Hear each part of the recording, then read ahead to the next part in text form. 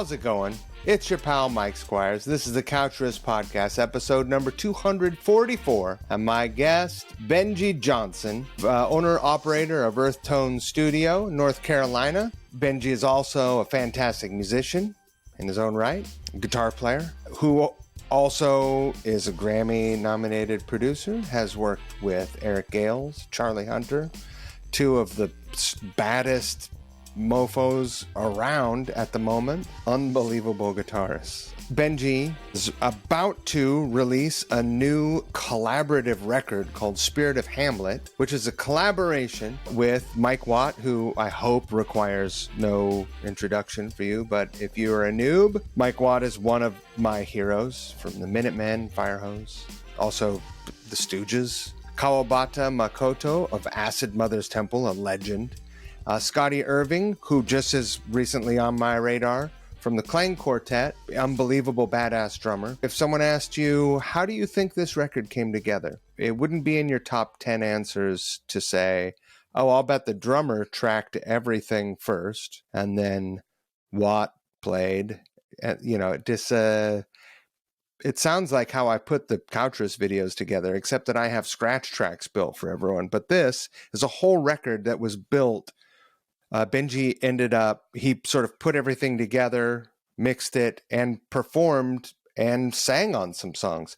And it is a wild ride. There's so much heavy musicality going on here, and I think that you'll really enjoy it. I would highly recommend it. I would also recommend going and checking out Benjy's solo record. He put out a record under his own name, Benjy Johnson, like a instrumental guitar record. He's also put out a number of records under band names, but that the instrumental record I really, really enjoyed. It's not as wild as a Jeff Beck record, but it's got, you know, that sort of vibe of a very lyrical guitar melodies happening. It's really great. I had a super good time hanging out with Benjy. He's a really good dude. I think that I like people from the Carolinas. I think that I really like the Carolinas in general. People seem great there. I don't know. Do go check out the record. Spirit of Hamlet comes out March 17th on Broken Sound Tapes. You can find that on Bandcamp. I'll put a link in the description of this podcast. And there's one song you can go listen to now. Super duper good.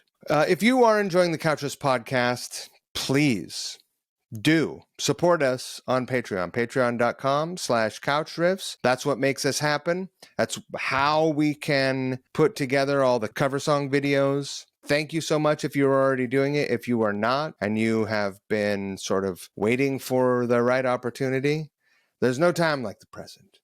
Toss us a couple bucks. We could really use it. Thank you so much. I'd also like to thank Variety Coffee Roasters. Variety Coffee is a wonderful coffee roaster in Brooklyn, New York, with a number of cafes throughout Brooklyn and Manhattan. VarietyCoffeeRoasters.com, at Variety Coffee on Instagram. Go check out their subscription service, fill out a couple of questions, tick a couple boxes, and they just send you coffee. It just shows up at your house. You never run out of coffee. I drink it every single morning. I get super high on their coffee. It's the only drug I do currently. I reserve the right to change my mind at any point, but coffee is the only thing I do, and I choose variety. I choose that. So, thank you so much to them. And lastly, I want to give a big shout out to Middleton's Hair Company. When I was on tour last fall in Los Angeles, I went by Hair by Shane Middleton, who you will see in a Coucherists video coming up soon. He is the former bass player of Louder Milk, one of my absolute favorite bands from the Northwest, and really like a record that I go back and listen to regularly. Shane has Hair by Shane in Hollywood there. He's got two locations, but after I got my hair cut, I left with some hair care product, and I fell in love with it, and I use it every single day. I like his holding paste. I'm not wearing it now because I had my Variety stocking cap on all day. And he has motion lotion, which is good for your skin or hair. Depending on what you're stepping out of the house to go do, you might use one or the other, or both. Sometimes I use both. It's a wackadoo that way. I've also started using his shampoo and his conditioner. It's great. I love it. I don't know what else to tell you. Go buy Middleton's hair company hair products, because they're killer. We're going to get into the episode. I thank you for sticking in there with me. Don't forget the golden rule. And you know the golden rule. Treat people the way you want to be treated. That's the simplest way to boil it down. Treat people well. And it's so much easier than being a dick. Just don't start with not being a dick. Fade in.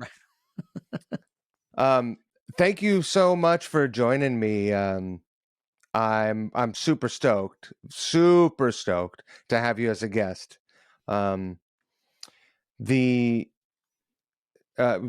were not on my radar before, but I have thoroughly enjoyed the Spirit of Hamlet album as well as your solo record, which I think is 10 or 12 years old. Oh, wow. Which one? I have my instrumental solo record. Yes.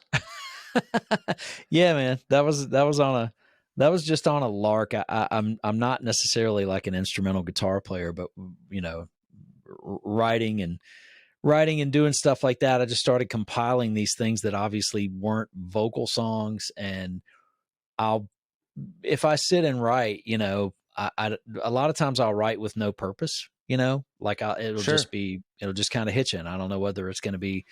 And at that time, I think I was putting a band project together, and I was trying to like compile songs, and I just had these songs that weren't, you know, if I can sit down and compose with no purpose, I seem to write stuff that doesn't sound all the same if I do, you know. So that was sort of where that whole thing came from. I would try out a piece of gear or a plug-in or an amp or a guitar or something like that, and then this whole thing would come out of it, man. And I just kept finishing these songs, and I had about 6 or 7 of them, and I was like, wow, you know, these are all cool instrumental songs. I could actually release this as a record.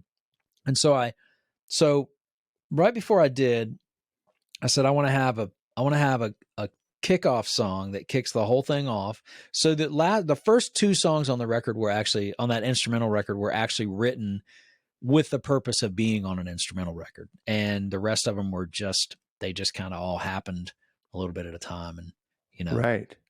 So anyway, thanks for listening to that. Oh yeah, I listened to it a few times. I feel like I'm going to get a little bit out of the normal flow of how I like to flow these conversations, but if I could guess, I would guess that you cut your teeth on a steady diet of Jeff Beck and Eddie Hazel. Oh, wow. Okay. I love Jeff Beck, dude. I was really late to the Jeff Beck game because as I was coming up, it wasn't necessarily any guitar players like per se. I mean, I can't remember. I mean, I grew up listening to Kiss, you know, and stuff like that, but that wasn't necessarily for guitar. It was just the rock and roll, you know. And then once I started playing guitar and getting into guitar itself, I started listening to different players, you know. Of course, everybody at the time that I was coming up, as far as playing and learning how to play, it was Eddie Van Halen and Randy Rhoads and all those guys. And then I got into all the instrumental guys, you know, Joe Satriani and Steve Vai, and I could hear some of that in your whammy bar affectations. Thank you. It's great. So yeah, man, and I got into those guys, but at the same time, I got this mentality in my head, and it's not that I like gave up or anything, but it was back then was a very big, it was like Olympic sports playing guitar, man. It was very competitive. You know, that whole scene was very, very competitive as far as, can you play this fast? Can you play whatever? And it kind of came a certain point where I was kind of like, I can't play that fast. I'm not wired like these guys, you know, that just do all this crazy stuff. But I knew what I liked, and a lot of what I ended up liking in certain people's playing was more compositionally, and the whole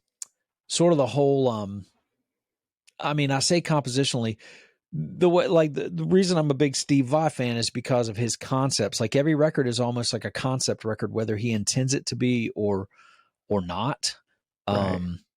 And I'm a big fan of that, because if you can do that instrumentally and you can build a record that doesn't have any vocals on it, and it's still it still reads like a story sometimes, then I'm kind of into that. That's to me, that's the ultimate in being able to be creative, is having something really touch you without having to say anything or steer anybody with your language into what you're trying to do. And I think it's harder to do that, so, and once you get to that point, it doesn't really have anything to do with how many notes you play or how fast you play or anything like that. It really is just your composition and all that. So yeah, man, it's the reason I like those guys.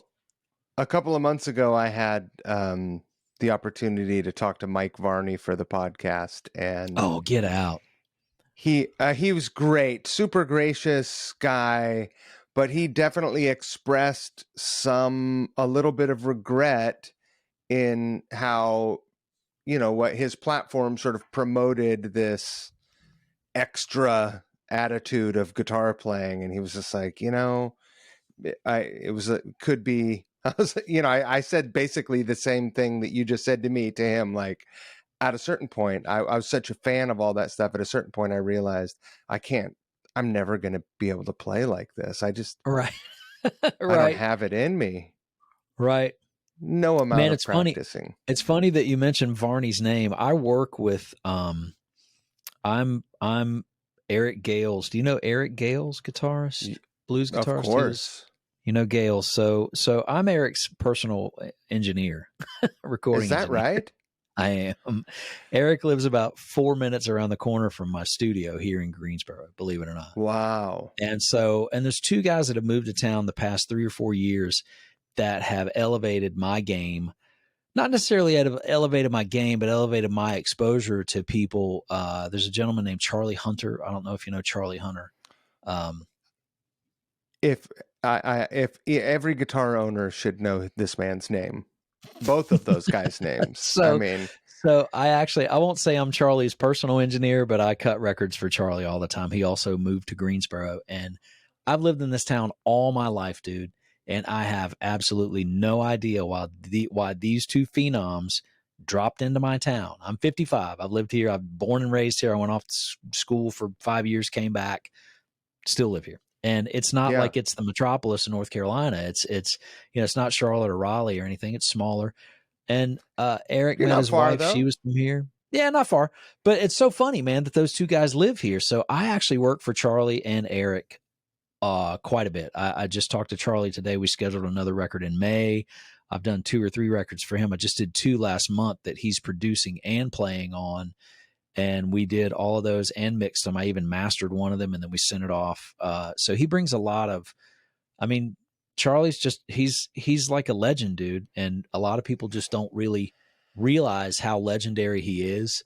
And the cats that he works with that are like in his, I'll say in his Rolodex, but the cats that he works with, I just look and he just goes, "Hey, do you know my buddy, Vernon Reed?" And I'm like, right. I know who he is, but I don't know him, so everybody's his buddy. And so I did this track with Corey Wong, Corey Wong, the Wolfpack guitar player guy. So Charlie, a couple of years ago, Charlie texted me. This is right after we started working together. And he texted me one day and he's like, "Hey man, what are you doing is your studio open on this date? My buddy Corey's coming through town and he wants to record a song with me." And I was like, "Sure."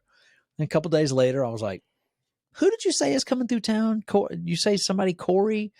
He said, "Yeah, my buddy Corey Wong." And I was like, "Where do I know that name from?" And this is before Corey really blew up during the pandemic. He put out like 8 records during the pandemic. Right. So,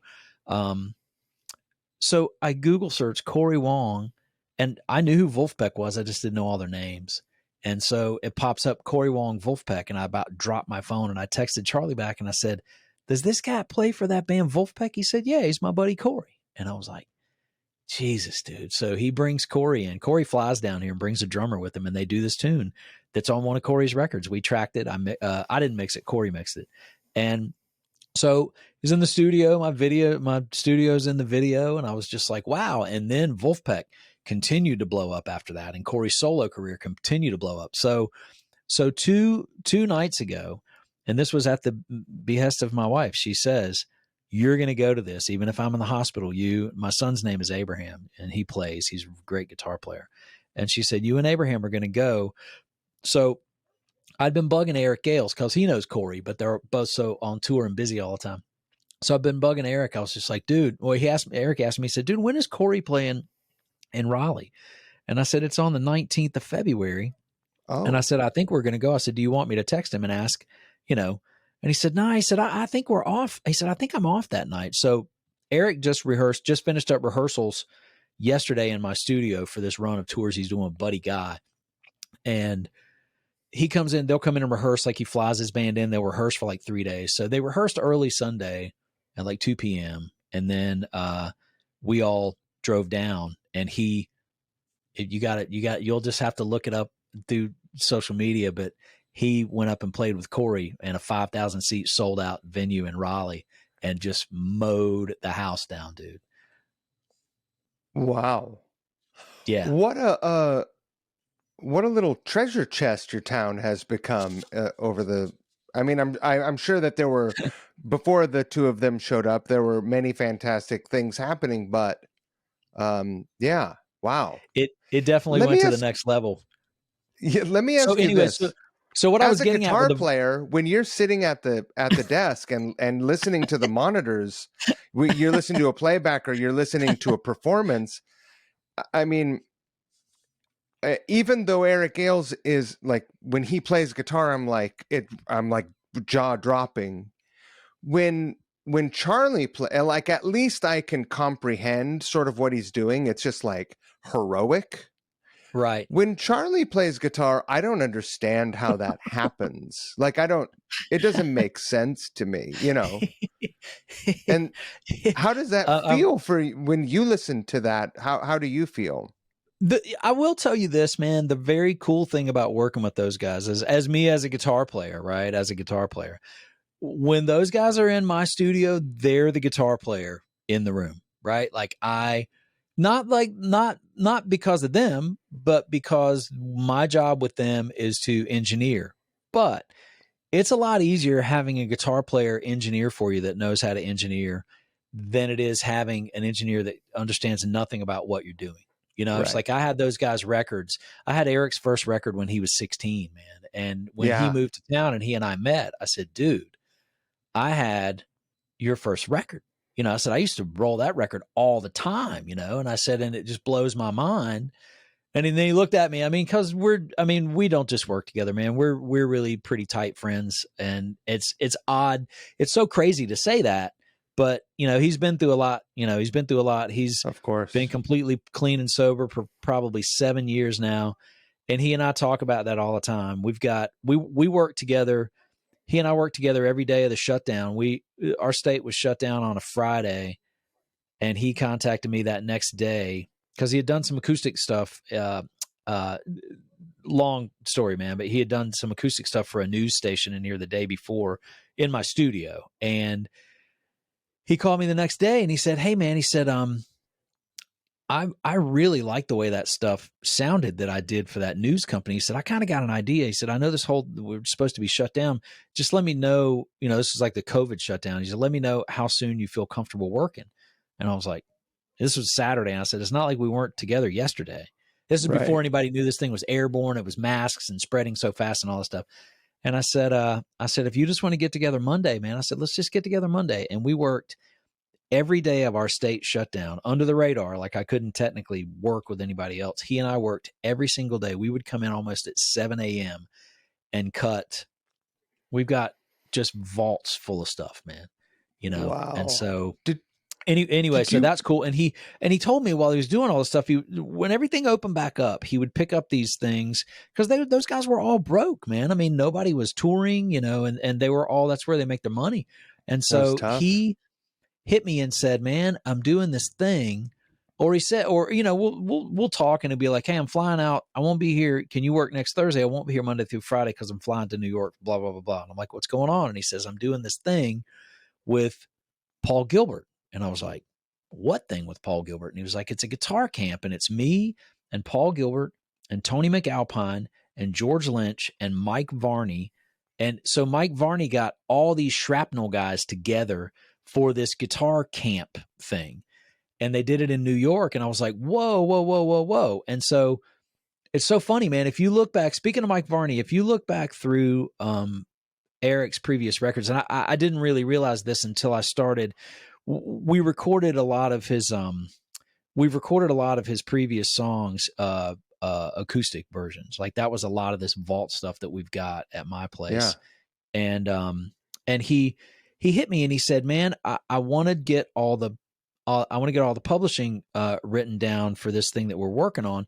Is there any way that you can find out the writers on these 6 songs?" Like we had done like 23 songs. And he said, "I've got these 6 and I can't remember and I can't find them in my records. Is there any way that you can find out?" And so I started Google searching the writers on all the stuff and looking through all music and looking through everything. And he said, and I started seeing Mike Varney's name pop up time and time again as a writer on these songs. And I texted Eric and I said, "Dude, do you and Mike Varney write together?" And he's like, "Yeah. We co-write almost everything, man. He writes a ton of the lyrics and we sit down and we pick up guitars." And I was like, "What?" Like I had no idea, man. So it's really, really cool. Varney goes pretty deep, apparently. I've never met him, man, but he would be really cool to talk to. So I had one of the most humiliating stage experiences of my life last month in Las Vegas with my amplifier blasting Mike Varney in the face. Oh, and let me tell you, there's no just more tail between the legs sort of thing that could happen. Right. Terrible. Like handed a jam, handed a guitar that was tuned in standard and everyone else is in half step down. Oh, and it was so loud that I couldn't, there were no drums in the monitors and my amp, anyway, it was a train wreck. It was very embarrassing. But speaking about what you were talking about with Charlie, and with both of those guys, really, like you have to think to watching Eric and listening to Eric, you can comprehend the notes that are coming out, but he plays, his guitar strung righty and he plays lefty. So watching that, I'm thinking, man, I'm horrible at descending licks. Like I'm terrible at that, but his ascending is descending. And I listen to him and I'm like, man, but I will tell you this about both those guys. The one thing about Charlie is that Charlie will tell you straight up, he's like, "This is what I do is really hard."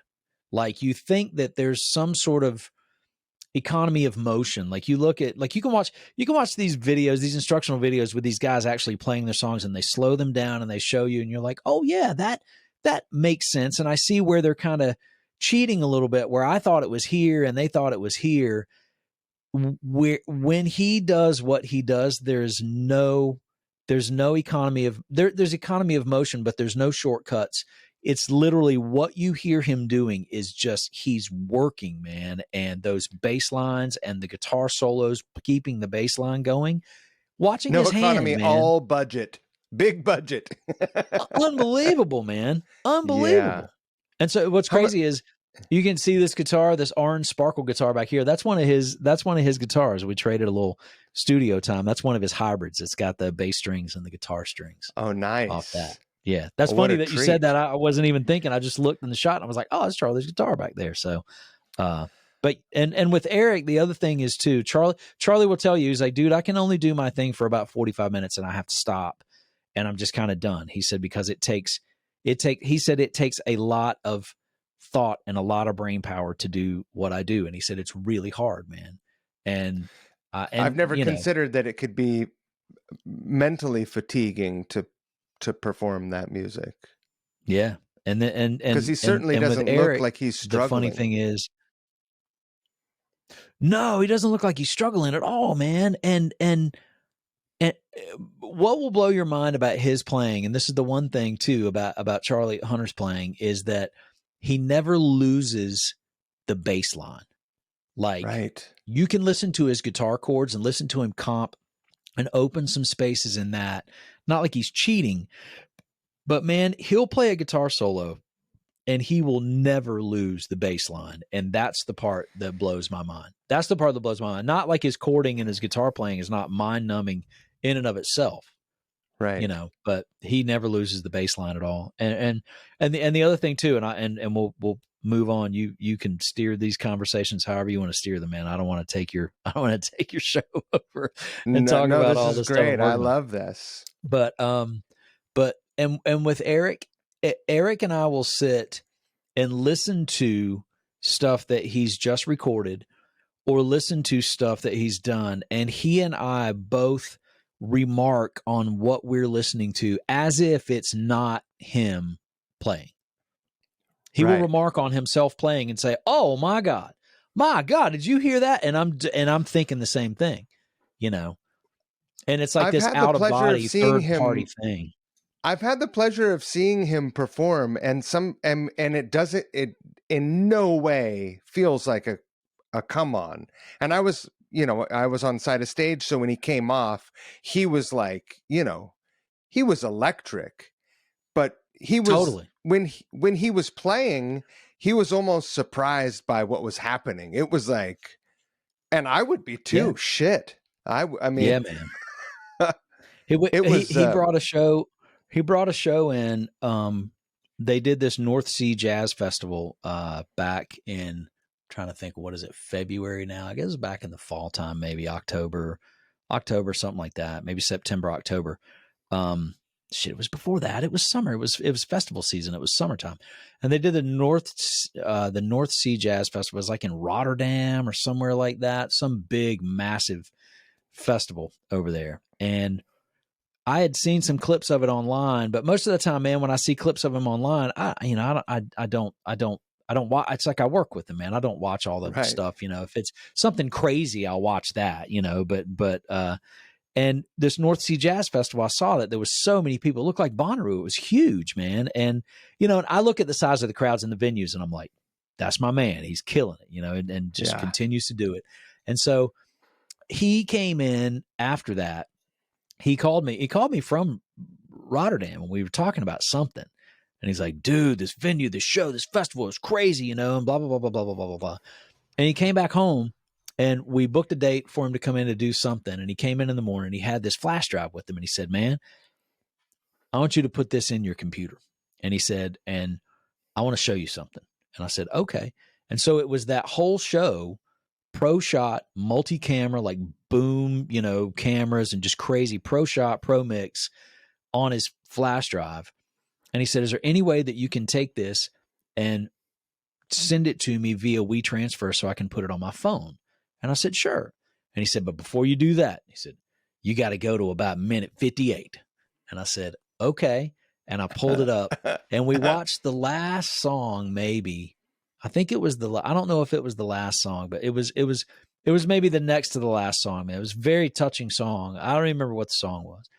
And he and I just sat there and watched him play on screen as if we were two fans of his. And he would just he would watch himself play and just shake his head sitting next to me. And we would both remark and just go like, oh my God, like two fans of his sitting, watching him play, man. And I think that's how connected he is to this whole energy thing, man, is he gets up there and plays and he'll tell you, man, he's like, I am not there, bro, when I am playing. Right. I'm standing on the stage, but I'm not there, and we remark afterwards and watch it, man. And it was crazy. It was just really, really, really crazy. But we do that even when we're working on stuff and I'm sitting here engineering and he's sitting beside me with a guitar and he's cutting a guitar solo and we're going in and we're having a punch at certain points, and he'll be playing and, we'll look at each other and smile as he's playing something, so that's really, really, really cool, man, because I love that, but I love anyway, that. so did yeah, you work on is that the record that he wow. I did. I'm actually a Grammy nominated engineer. Sure. Oh, which is crazy. That's amazing. I did. I worked on. We recorded about. He came in. They had done the sessions in about 2 weeks in Nashville. They'd done a bunch of writing sessions and some pre-production and stuff like that, and then they did the full recording session. And then he was going to have to fly back out and do some solos and do some touch-up work on it. And the day he was flying out, man, his dog like nipped the end of his finger. Ooh. And he couldn't play.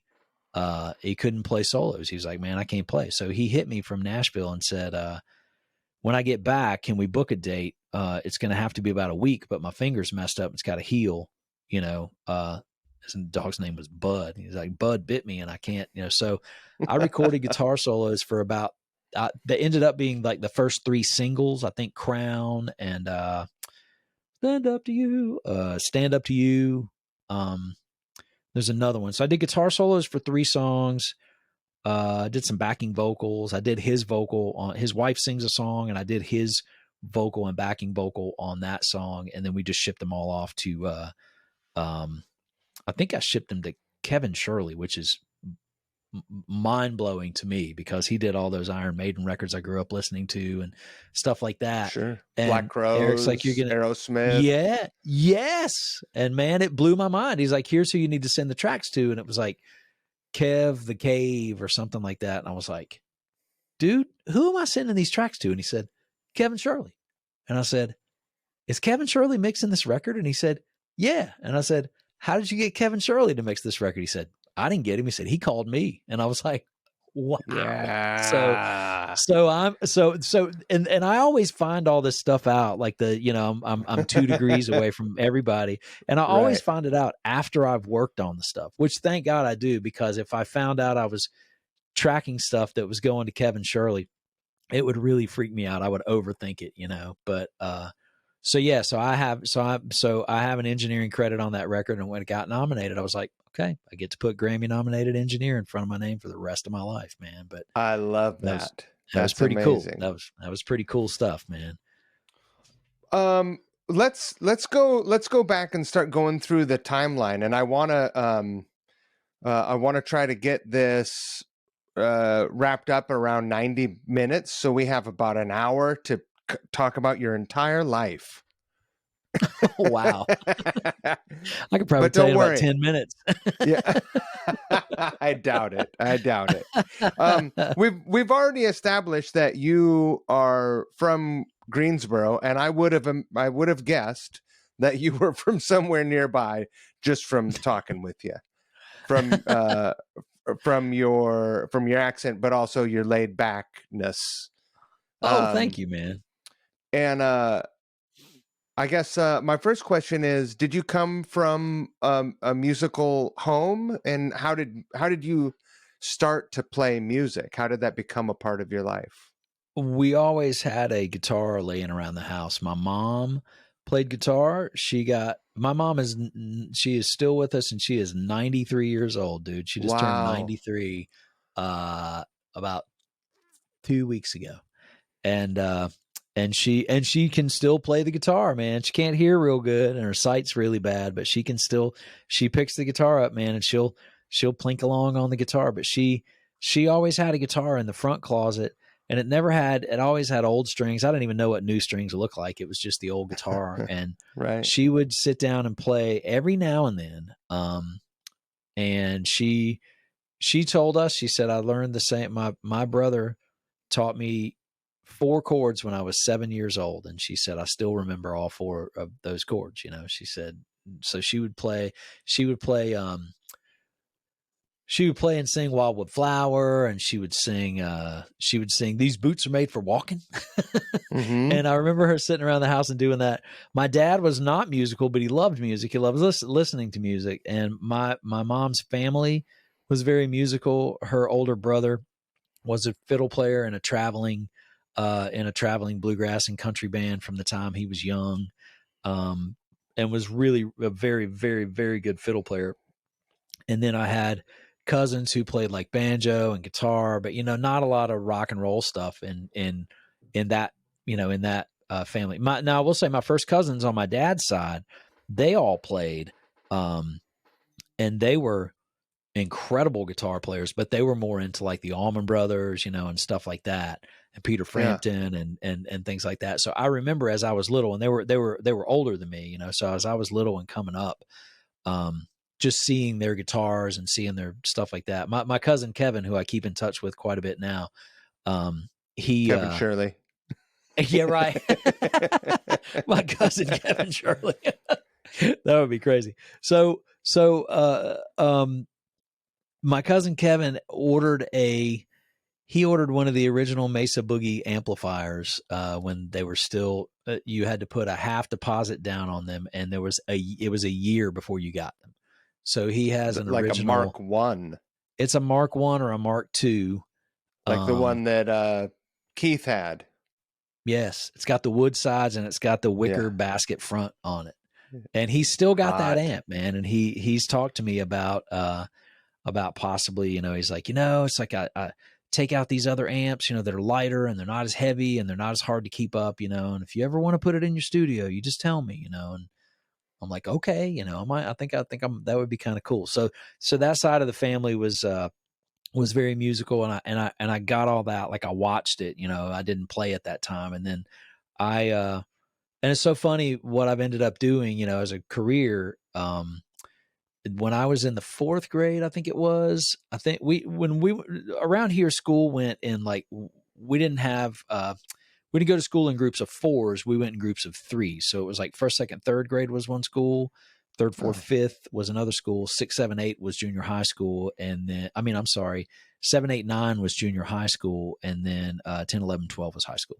So when I was in 4th, 5th, and 6th grade was the first school that I ever went to that had a band program, like, trumpet and stuff like that.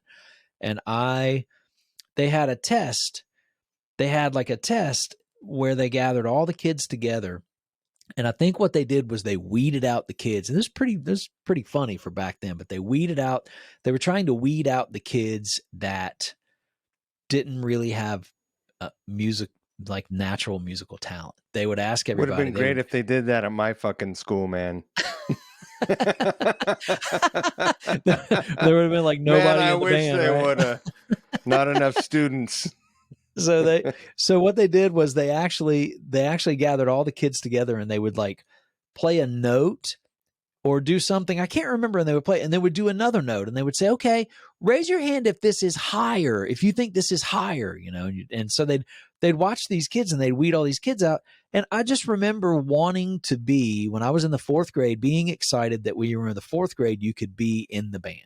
Or maybe it was the 5th grade you could be in the band. I think it was a 5th grade, maybe. Like, you had to go to school there for a year, and then you could start band in the 5th grade. And I did that, but I wasn't asked to be in the band from the mass test that they did of everybody. Like, I didn't pass the tone test, I guess, Really? And I remember band started that year, and I was like, I didn't, how do I get into band? Like, I didn't, and they'd done that whole thing and just didn't contact the parents or even offer that to kids and at that point, man, I probably wasn't even paying attention. I was probably just goofing off and not even listening to what was going on the stage or whatever. So anyway, so my parents contacted the school and like, hey, he wants to be in the band. So I in the 5th grade, I started playing saxophone in the elementary school band, and I played from 5th, 6th, 7th, and 8th grade up through junior high school. And then I started playing football for my junior high school team in the 9th grade. And it was a real pain in the ass to drag your saxophone. I rode my bike to school. So I'd have my football helmet and my shoulder pads and my saxophone and all that. And it got to the point where I was just kind of like, I don't think I can do this. I don't think I can haul the saxophone to school. And so after the 9th grade, I didn't want to play sax anymore. I didn't want to play in the school band, and I was switching to high school anyway. So we traded in my saxophone at the local music store for an electric guitar and an amplifier. And that was that guitar? Man, it was called, and I've looked them up online. It was like a cheap knockoff. It was a cheap Tele knockoff. It was a company, they were called Drifter. And I pay attention to a lot of really cheap brand guitars, and I've had to Google it. I can find some images of them, but it was a really cheap Telecaster knockoff. And Drifter. Yeah, it was, I'd never, sounds risky. I know, right? That, and I had a Premier solid state amplifier that had tremolo on it, and it wasn't too terribly loud, but I ended up somehow saved up money and bought an overdrive pedal, which I think was an MXR. It was a mustard colored overdrive pedal. And I just had some friends teach me some stuff and just started learning some stuff on my own. And that was sort of how that all kind of started. Do you remember what some of those first things you were learning were? You were learning Kiss songs? What were you learning when you first picked up the guitar? I can tell you this. I had a friend of mine. His name was Bucky Ralph. And he played guitar, and we were in 10th grade together. I met him when we went to sophomore year. I went first year of high school, and we were in 10th grade together. And I had a guitar, but I really didn't know how to play. Like, I was just sort of learning, like I just didn't, I was just plinking around on it. And he told me, he said, man, I play guitar. He said, I got a guitar. And so, back then you would call, we would call on the telephone and just stay like glued to the telephone all night, talking to, your girlfriend, talking to your best friends or whatever. And you'd be on the phone an hour and your mom would pick up on the other line. You need to hang the phone up, and Bucky, I called Bucky one day and he was talking about what, he had a PV amplifier. I think it was called a Decade or a Backstage. I think it was called a Backstage, the PV Backstage. And it had distortion on it. And he played this Doobie Brothers song called China Grove. And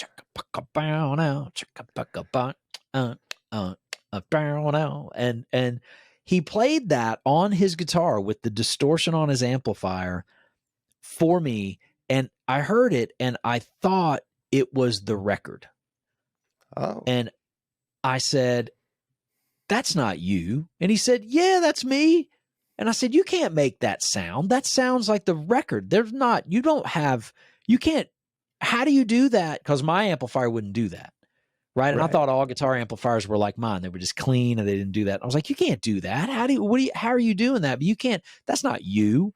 I said, that's the record. And I mean, I told him like 4 or 5 times, you're just playing me the record and you're BSing me, man. And he's like, no, dude, that's me.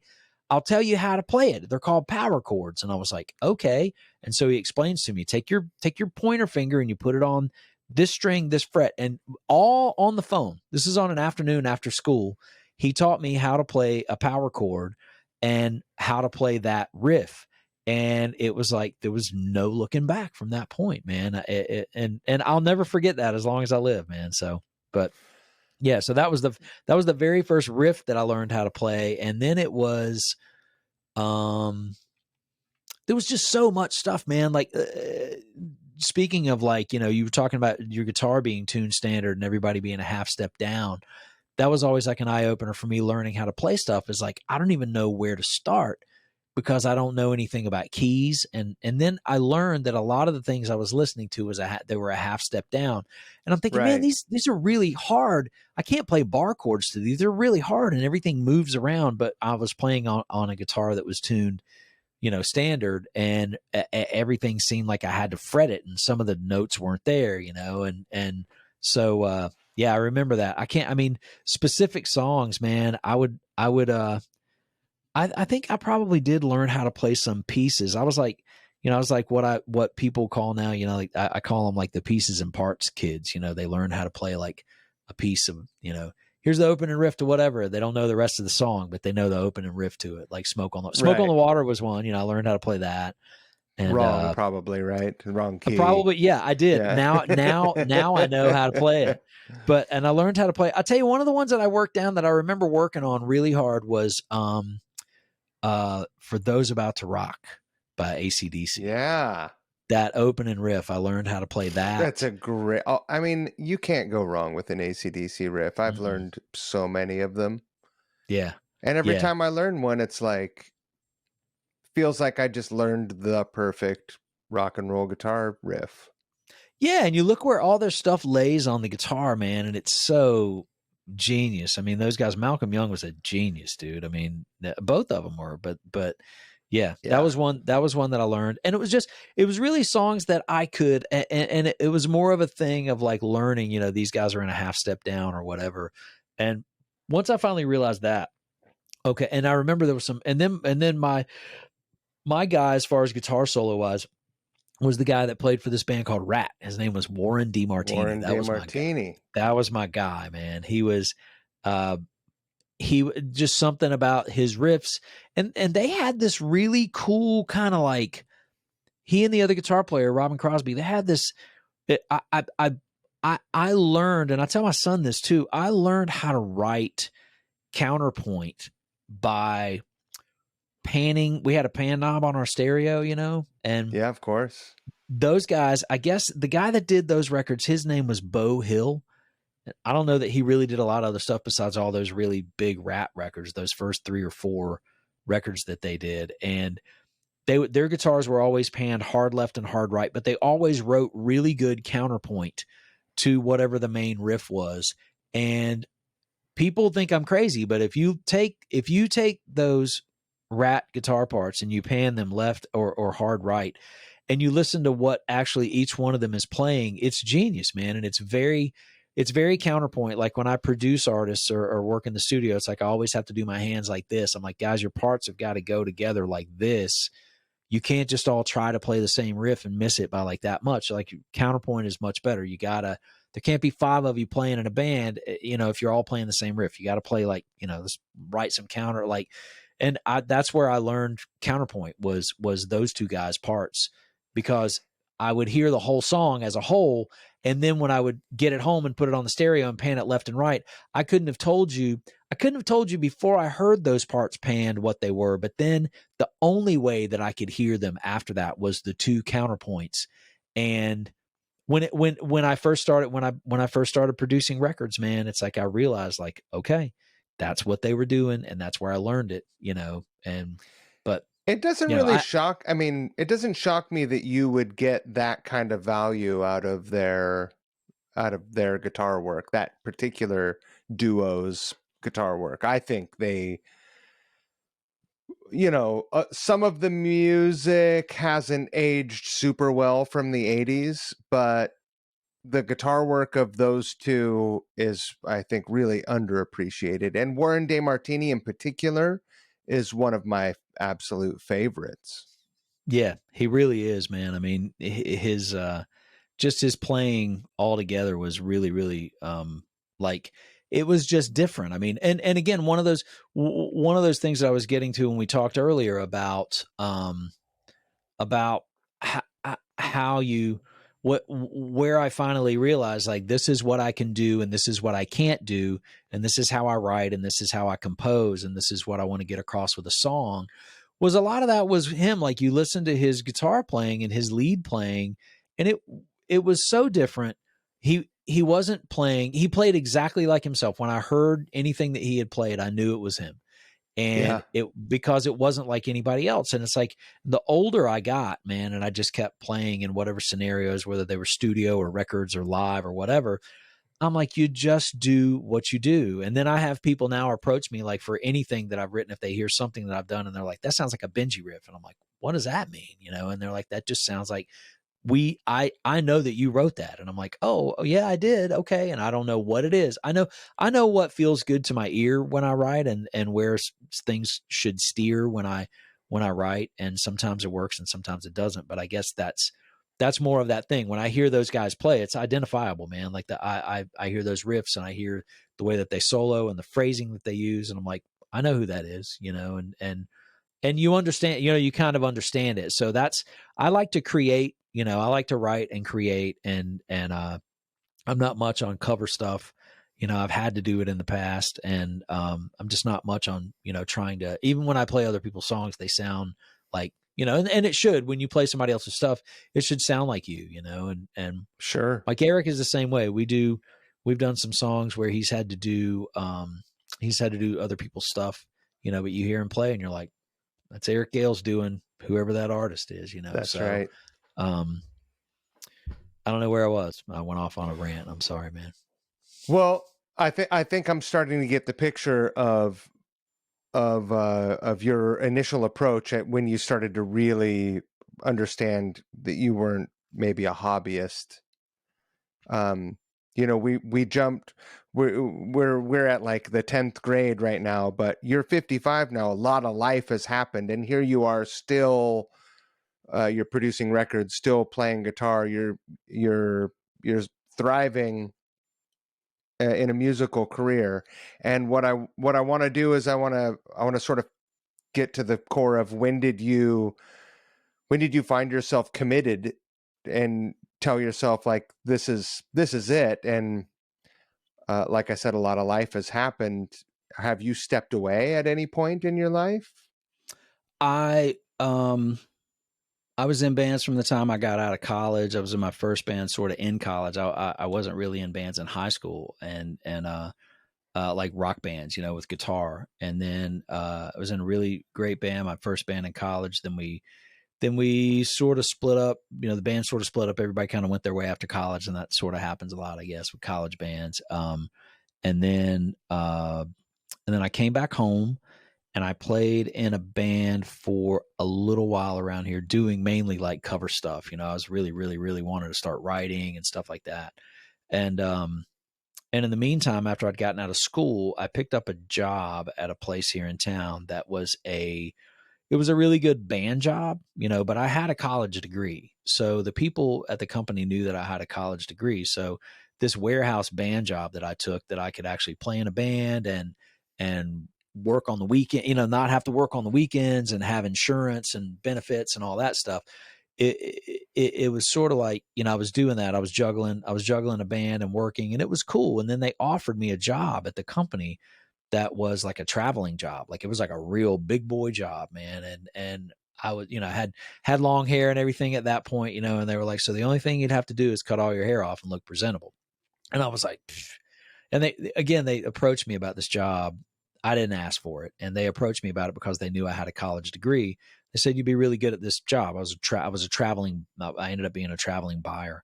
And so I thought, man, if all I got to do is cut my hair, then here's what I'm going to do. I'm not going to do that. And I'm going to stick to my guns and be in a band. I mean, I was grown, man. I was early to mid 20s at that point. It just sort of like, it wasn't like I was 15, you know, like not going to cut my hair off. Mid-20s, you still have a lot of young man piss and vinegar in you, though.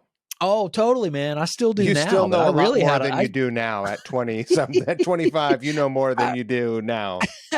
And so, right? And so at that point, man, I was, but me being who I am, I was like, you know what I'm going to do? I'm going to act like I want that job, and I'm going to go interview for it. It was like an intercompany interview.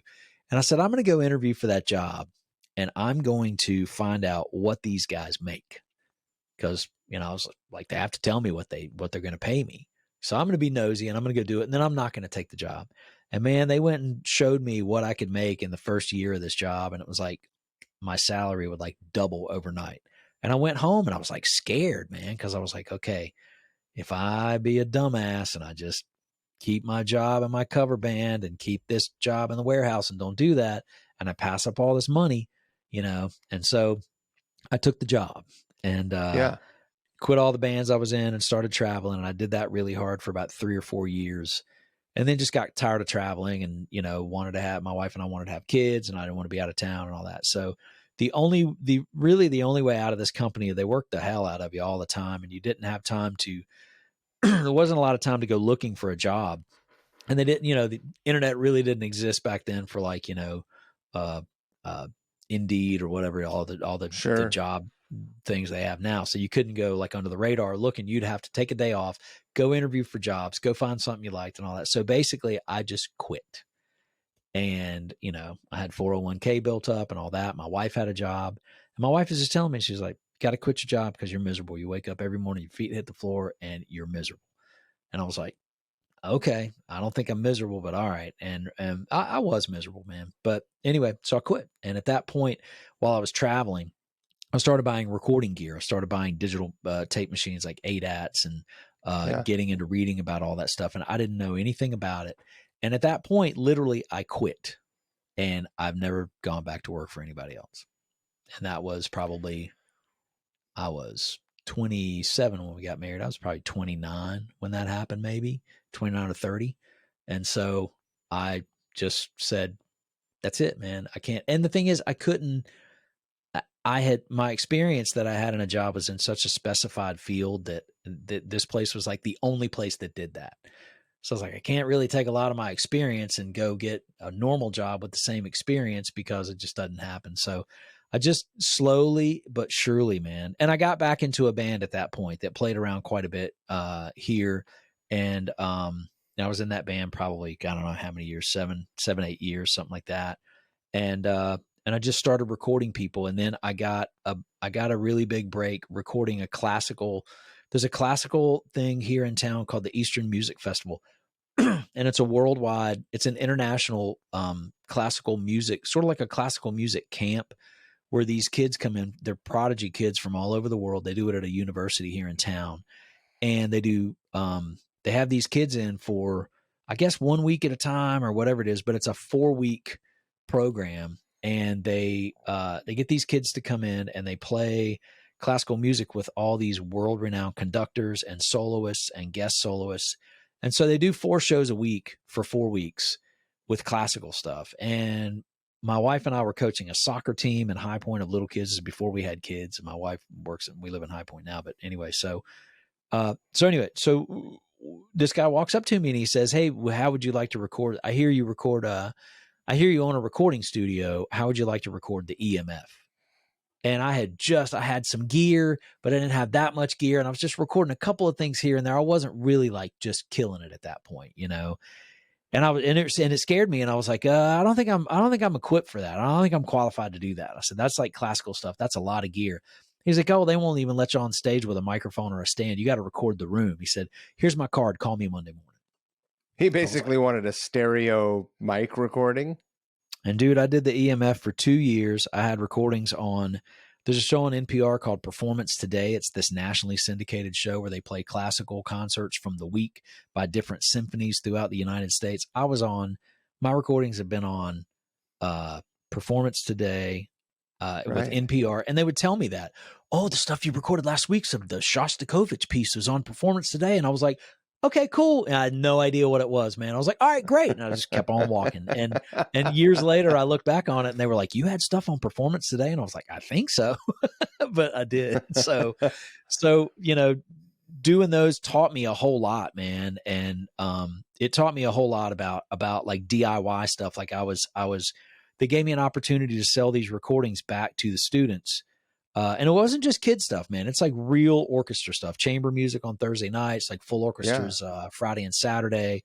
And these world-renowned, like really, really snooty classical players, man. And they were like ball busters, man, about what they wanted to hear. Like they could hear compression in the recordings and like, you know, "Don't compress anything. I hear the compression in it." And I'm like, "I'm really not compressing anything, but okay," you know. So it really was like a boot camp for me. And like I say, they let me sell the recordings back to the students, like sort of like I was a photographer doing school pictures. Come in, you take all the kids' pictures, and then you go like, "Here, you want to buy your kid's picture?" You know, so it taught me how to be an independent record company.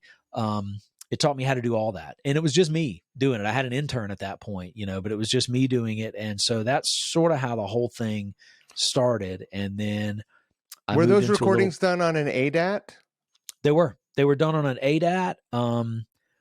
And I had a DAT as that ran continually as a backup because you would have to switch out ADAT tapes. They would be, depending on which machine you had, those early ADAT tapes were 40 minutes. They would do 40 minutes max at format.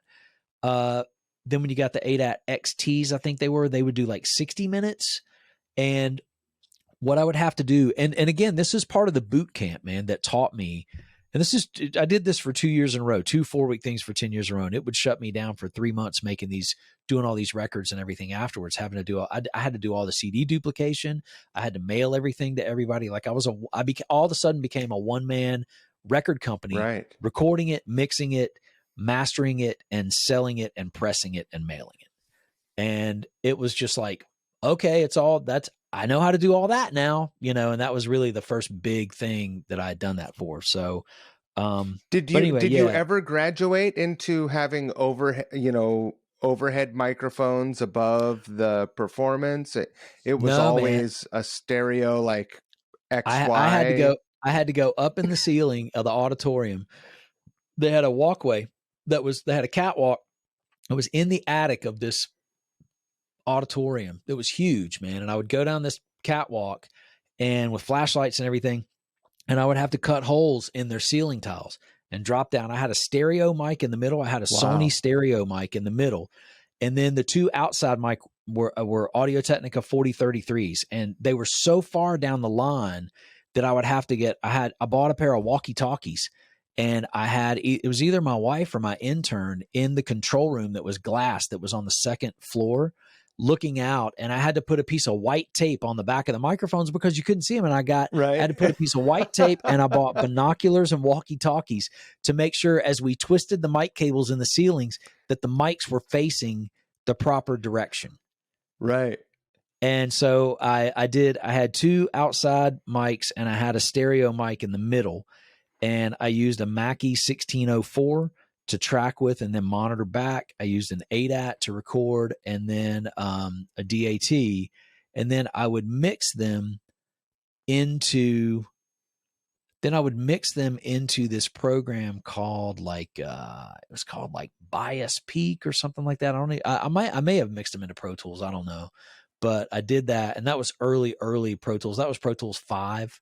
I think I'm on Pro Tools would be 14 or 15 now. It's Pro Tools 5. So that was 1999 or 2000 when that happened. And so that was really like, I mean, that was really boot camp for a lot of stuff. But it's like I tell a lot of kids now, I speak at universities and high schools and stuff like that have these programs, these recording programs. And I always tell them, I'm like, what I learned at that point was, if someone asks you if you can do something, you say yes, and then you figure out how to do it. And I at that point, I didn't even say yes. I was telling the guy, like, I'm not qualified to do it and all that. He was sort of the guy, you know, that said, you know, I got faith in you. Just call me Monday morning. You'll be fine. You know. So let me ask you this. What was your experience recording up to that moment in your career? And if you were approached to record a similar situation today, what would you do differently if you had no restrictions? If you could mic up that scenario in any way you could possibly imagine, would you do it differently, or would you approach it still simple as best and rely on the performance? Because in the end, that's what a recording is about. Yeah. The one thing I did learn is that had I individually mic'd everything, I would just be making it harder on myself, you know, honestly. And it's funny. It's funny that you say that. That was 4 channels that I could have really just probably used the outside channels, but, and it's not like I over prepared for it. I didn't even know what I was preparing for. I didn't, there weren't a lot of materials to read on recording classical music, on any of that. And at the time that I had to figure it out. So the one thing that I did was I did the math on how much money I could make off selling the CDs back to the kids, plus how many hours, like what I was charging these guys hourly and what I would make off the hourly. So I sort of did my math, because I knew, I'm like, all right, I'm in for 4 weeks and I'm in for selling all these CDs back. If like, this could be the low end of it, this could be the high end.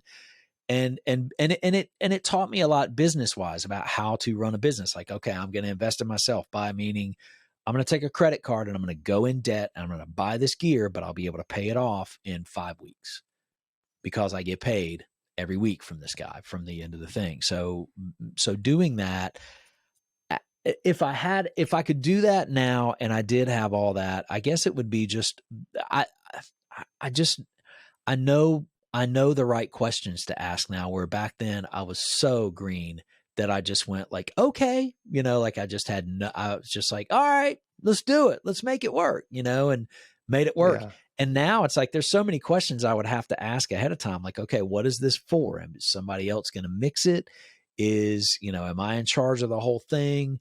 What do you want to hear? How? And then I would have to reference, I would probably have to reference the pieces, because classical is so different, man. I would have to reference the pieces themselves to know, like, okay, if I hear somebody else's mix of this classic piece, what do I hear in these sections where I have control over everything? How am I going to mix it? Is this like bass string heavy in this part? Am I, when do cellos take the melody here? And if they do they come up? But that's the other thing that I learned in that point too, is not just making it difficult, but classical orchestras, or orchestras in general, if their conductor is good, they mix themselves in the auditorium. Right.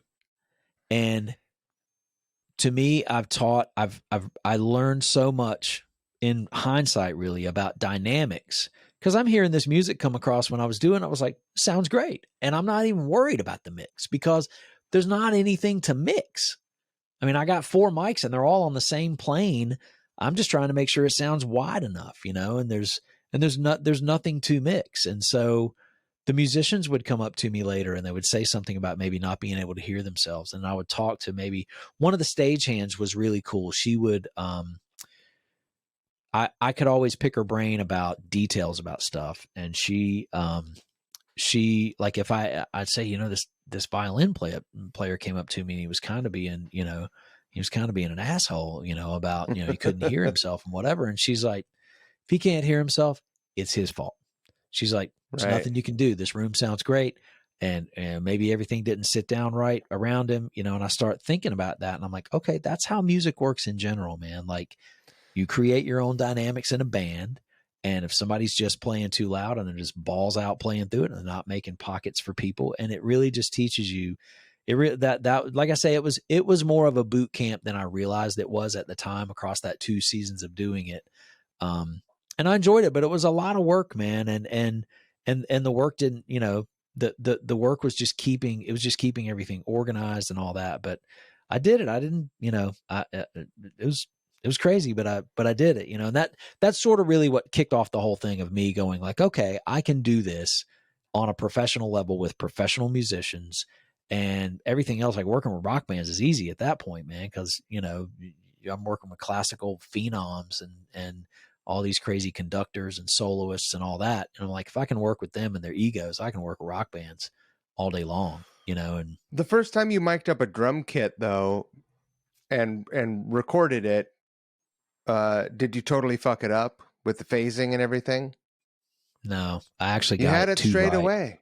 I got it too right. And then and the thing is, when I got it too right, the reason I say I got it too right is because how, we check for phase and we do all that. Now I got it too right in that I thought, well, shit, this is easy, and, you set your mics up and you just roll the dice, man. And the phase ends up great on them and everything sounds killer. And you're like, what's everybody complaining about mic and drums for?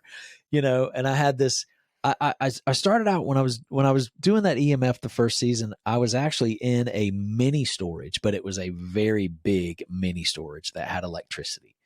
And so I didn't have any individual rooms. I just had this one really big room and I could make all the noise I wanted in it. And I built these walls that were just basically like, they look like stud walls with feet on them. They were basically baffles that were as tall as the ceiling. And I put insulation in them and I covered them with this corduroy fabric. And I put a little window in them, like a little plexiglass window. And I would back the drummer up against the wall, which was kind of covered with some blankets. And I would put this big 8-foot room around the drums. Dude, those drums sounded killer, man. I mean, and this isn't a mini storage. And I just happened to put the right stuff in the right place. There wasn't any calculation to it. And I'm listening to the drums and I'm like, God, these sound great, man. Like I listened to some of the drums I recorded at that time. And I'm like, it was better that I didn't know what I was doing, And so I really did. I luckily got it right. But then I'll tell you this too, man, that the mic positioning I had on that was like, I had my two 4033s that were the outside mics on those classical recordings. I didn't have a lot of microphones at that time. I was poor. I didn't have overheads. Do you know what I did, man? I didn't have overheads because I didn't have stands that were big enough. And so I put them on straight stands and I put them out in front of the drum kit about, I guess maybe about 4 feet apart, like this, facing the drum kit. So you're picking up toms and cymbals. They were unbelievable, man. And I would listen back to those recordings and I would mic up drums properly with the overheads, stereo overheads. And I would mic up drums properly and I would think, why do my drums from the old storage unit sound better than the ones I'm micing up like this? And so I did a record. I have a lot of other records like vocal records and stuff like that I've done, that I'll have to turn you on to and send you links to. But there's this one record that I did called the Sonic Prophets. And that was just a band that I that I just kind of like picked these two guys and said, we're going to make a band record. And we made a band record, and I mic'd up that guy's drums. This was 15 years later, man. I mic'd up that guy's drums with the same exact mics, the same exact way, and they sounded amazing. And I'm like, okay, I don't know how I just luckily got that right the very first time I did it, but it worked. It works 15 years later. And you have to get them below the plane of the cymbals so you didn't hear the cymbals wash. And then you have to measure them. You have to measure them concentric, like I measure a concentric triangle. I think that's what it's called, from the front of the kick drum rim, the front rim of the kick drum head, like 36 inches out, 36 inches apart, or however many inches it is. Say it's 40 inches, 40 inches out, 40 inches apart, and 40 inches from the floor. Right. And so everything is all the same measurement. And if I do them like that, man, all I got to do is really check them for phase. And Pro Tools is really easy to check for phase, but unbelievable drum sounds, man. And the only reason that I do that and that I think it works is that we listen to drum kits from in front of the drum kit. Like if I stand in front of a drum kit and a drummer plays it, say I'm 8 feet away, like that's where I'm hearing the drums come from. We don't ever as humans stand on a ladder 10 foot above the drum kit and stand on top of it and listen to it, so, but that's where you tend to put your microphones, is like in like unhuman places. But, so, and to that too, this record, these two recent records that I've done for Charlie Hunter, last month, he really challenged me and he said, we're going to make, the first one was a sax record. It was Charlie on hybrid guitar, George Slupik on drums, and a gentleman named Peter Kankura from Ottawa, Canada, on saxophone. And Charlie said, we're going to make an old rock and roll record, like a real rock and roll record. Not a Rolling Stones rock and roll or Led Zeppelin rock and roll record. Like a big real bopper. Old, yes. And so he said, the first thing I want to do is I want to go as minimalist as I can on everything. We're going to pan everything up the middle. It's all going to be mono. And I want to use as few mics on the drums as we can. So I set up a kick mic, and George he's playing a 2-piece, right? Like kick, snare. I don't think he's got a floor tom, hat, and maybe a ride and some percussion. And so he says, I want to set up as few mics as I can on the kit. So I set up kick, snare, and I set a mic about 40 inches in front, a big tube mic that I have that I lowered, and a Coles 4038 ribbon over the snare. We used the two distant mics. We didn't use the kick and the snare mic. 2 mics on the whole drum kit for the whole record. And it sounds killer, There's a great story about Matt Chamberlain walking into a session once, and he set his drums up. And Tucker Martine was making the record, and he had, they had a long standing relationship, and he's like, brings his own mic with him. And he's like, he set it up and he goes, there it is. Tracked a song, and multi-tracked his drums, because he's can freakishly think that way. He was never playing the whole kit so that it was overpowering the microphone, but he was getting the sonic quality to it. So he, went through and so that all of his parts really breathed, and it sounds wildly good. And makes you rethink everything when you hear it. It's like, are you kidding me? Yeah, the music has to be right for that. Like you have to, sure. Charlie was producing this record, so he kind of knows how far he's going to go, but the music has to be right for that scenario. But I was kind of like, oh man, don't you want to put the kick and the snare mic in there too? That would sound, and every time we would push it up, he'd say, nope, makes the groove go away. I lose the groove. Take them out, and I'd take them out, and he'd be like, that's it. I was like, okay, man. So we did awesome. 2 records like that. Another guy named Nick Clark, we just did a record for, plays guitar, harmonica. Charlie's doing his hybrid thing, and Slupik on the drums again. That was same 2 mics on the kit, and everything is very minimalist, and it just sounds killer, man. Like and again, it's just like the classical stuff. It makes my job it makes my job easier because of less options, but it makes it harder because you got to take those few options and you got to make them sound like a full record, you know, like, How so. often while you're working on a project do you have to mentally tell yourself, these are the parameters which I am forcing myself to work within? Otherwise, the modern technology has so many options available to you. You could, spend an eternity not finishing. So I'll tell you. So let's get in. Let's get into this Spirit of Hamlet record I would love to, because because I have questions. It's a because wild record. I really love it. And there are certain songs where I'm like, how the hell did this come together? okay. So the record itself. Speaking of that, speaking of like what you're just saying, like parameters, right? I asked myself, like when I first started it, I was like, I'll really quickly go through that. Scotty, the drummer on it, was my drummer in my band for probably 10 years. And I had seen him play, and he's crazy, man. I mean, he's just like, he's in a whole different wavelength. And when he plays drum kit, it's so unorthodox from other people, and he's not one of these guys that sits down and will play you a Memphis shuffle or play you a Motown groove. It's like, he just does what he does. And it's so unorthodox from the way that he learned how to play drums, but he's a really dependable dude. His timing is impeccable, man. And he was just such a great band member to be within a band. And so he's funny because he comes from like that DIY noise scene to where he was on a cassette 4-track machine until about 6 months ago, to be very honest with you. With everything that he records himself, he was on like an old Porta Studio, Tascam Porta Studio, and it finally bit the dust. And he had to buy like the 4-track digital version of it and learn how to work it. But anytime he needed anything technology wise, he would call me and he would say, man, I think I've got to do these things. I think there's some things I got to do, and let me show you what they're asking me for, but I don't know what they're asking me for. So here's the parameters that I need to follow I need to send these tracks to somebody.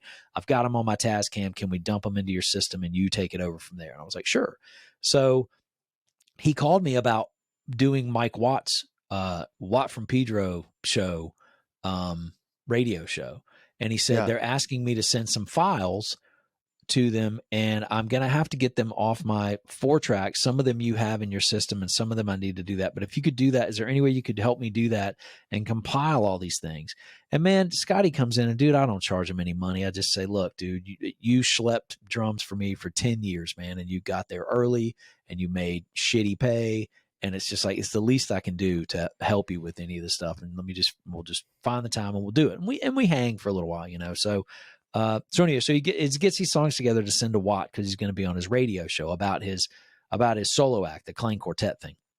And so I start sending these songs to who I think is Mike Watt's point man. And then this email thread happens. And at the end of the email, it says on bass Watt. And I'm like, who am I talking to? Is this Mike Watt that I'm talking to? You know what I mean? I know his legend, man. Like it wasn't part of my scene when I was growing up playing guitar, but of course, I know, man. I mean, just from what I do, like, right? So I'm conversing with Watt. He's asking me about song titles and all this stuff. And I'm like, and I just sent him an email like in the middle of this whole thing. And I said, I don't want to go outside my lines, but is this Mike Watt that I'm speaking to? And he just emailed back, yes.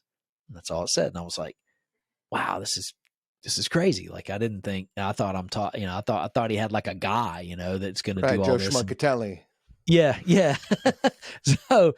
So anyway, so that's the way the whole record started. Is Scotty was on his show, and I won't make this a long story. There's a friend of mine that is an engineer, killer engineer, but he's actually the head of an educational program here at a community college, a recording engineering program. He's been doing that program for 20 years probably. And his name is Thomas Johnson. Everybody calls him TJ. And I'm over at TJ's that day. I took Charlie over there, as a matter of fact, to show him the program and show him like they have a mixing room and a really killer studio over there. So I'm showing him the campus and everything. And TJ's talking about something. And he says, and he and Charlie start talking about these gigs, these festival gigs that they did back in the day, like some common festivals that they would both play. And I didn't know TJ played anything. I thought he was just an engineer. And so TJ engineered those early like Porno for Pyros records and Rancid records and stuff like that. Yeah, he was a big shit engineer, man. So he ended up getting this teaching job later on. Anyway, so TJ's standing there talking, and he says, "Yeah, man," he said, "I did I remember doing that gig." He and Charlie were talking. He's like, "Yeah, man, I did it with Porno for Pyros, me and Perry and Perkins and Mike Watt." And I was like, "Did you just say Mike Watt?" And he said, "Yeah." And I said, "Dude, what did you do for Porno for Pyros?" I said, "I thought you just engineered the record." He said, "I was the keyboard player." And I said, "Shut up, man." So, and I had just emailed Scotty's tracks to Watt that morning and had this email conversation with him. And I said, "Dude," I said, "I'm conversing with Mike Watt right now, sending him some tracks for him." He said, "He's a great friend of mine. You tell him I said hello." And I said, "Okay." So I got back, still going back and forth about sending these tracks to Scotty. Some of the titles were wrong on them or something like that. And in the middle of this whole thing, I said, "Man, I just went over to the college. I just want you to know, a good friend of yours, Thomas Johnson, said to tell you hello. I get a lot of his interns from there. And, I'm just trying to be cool at that point because I don't know Mike at this point. I don't know anything. I don't know whether he's got an ego or anything. I wouldn't think so. But, and then he sends me this email. It's like a paragraph. Yeah. And it's like a paragraph, dude. And he's like, "Brother Benjy." And it's like, and then we're bros. It's like a bro down from that point on. He's like, TJ's one of my great friends. We toured. And he tells me all these tour stories in this first email. And I was like, whoa. So Scotty does his radio show. And after his radio show, Watt says, "Man, we should collaborate on something, but I don't want you to do all the crazy shit that you're doing. I just want you to play drums and then just send me some drums." So Scotty comes into my studio. He asked me about it. I said, "Sure, man."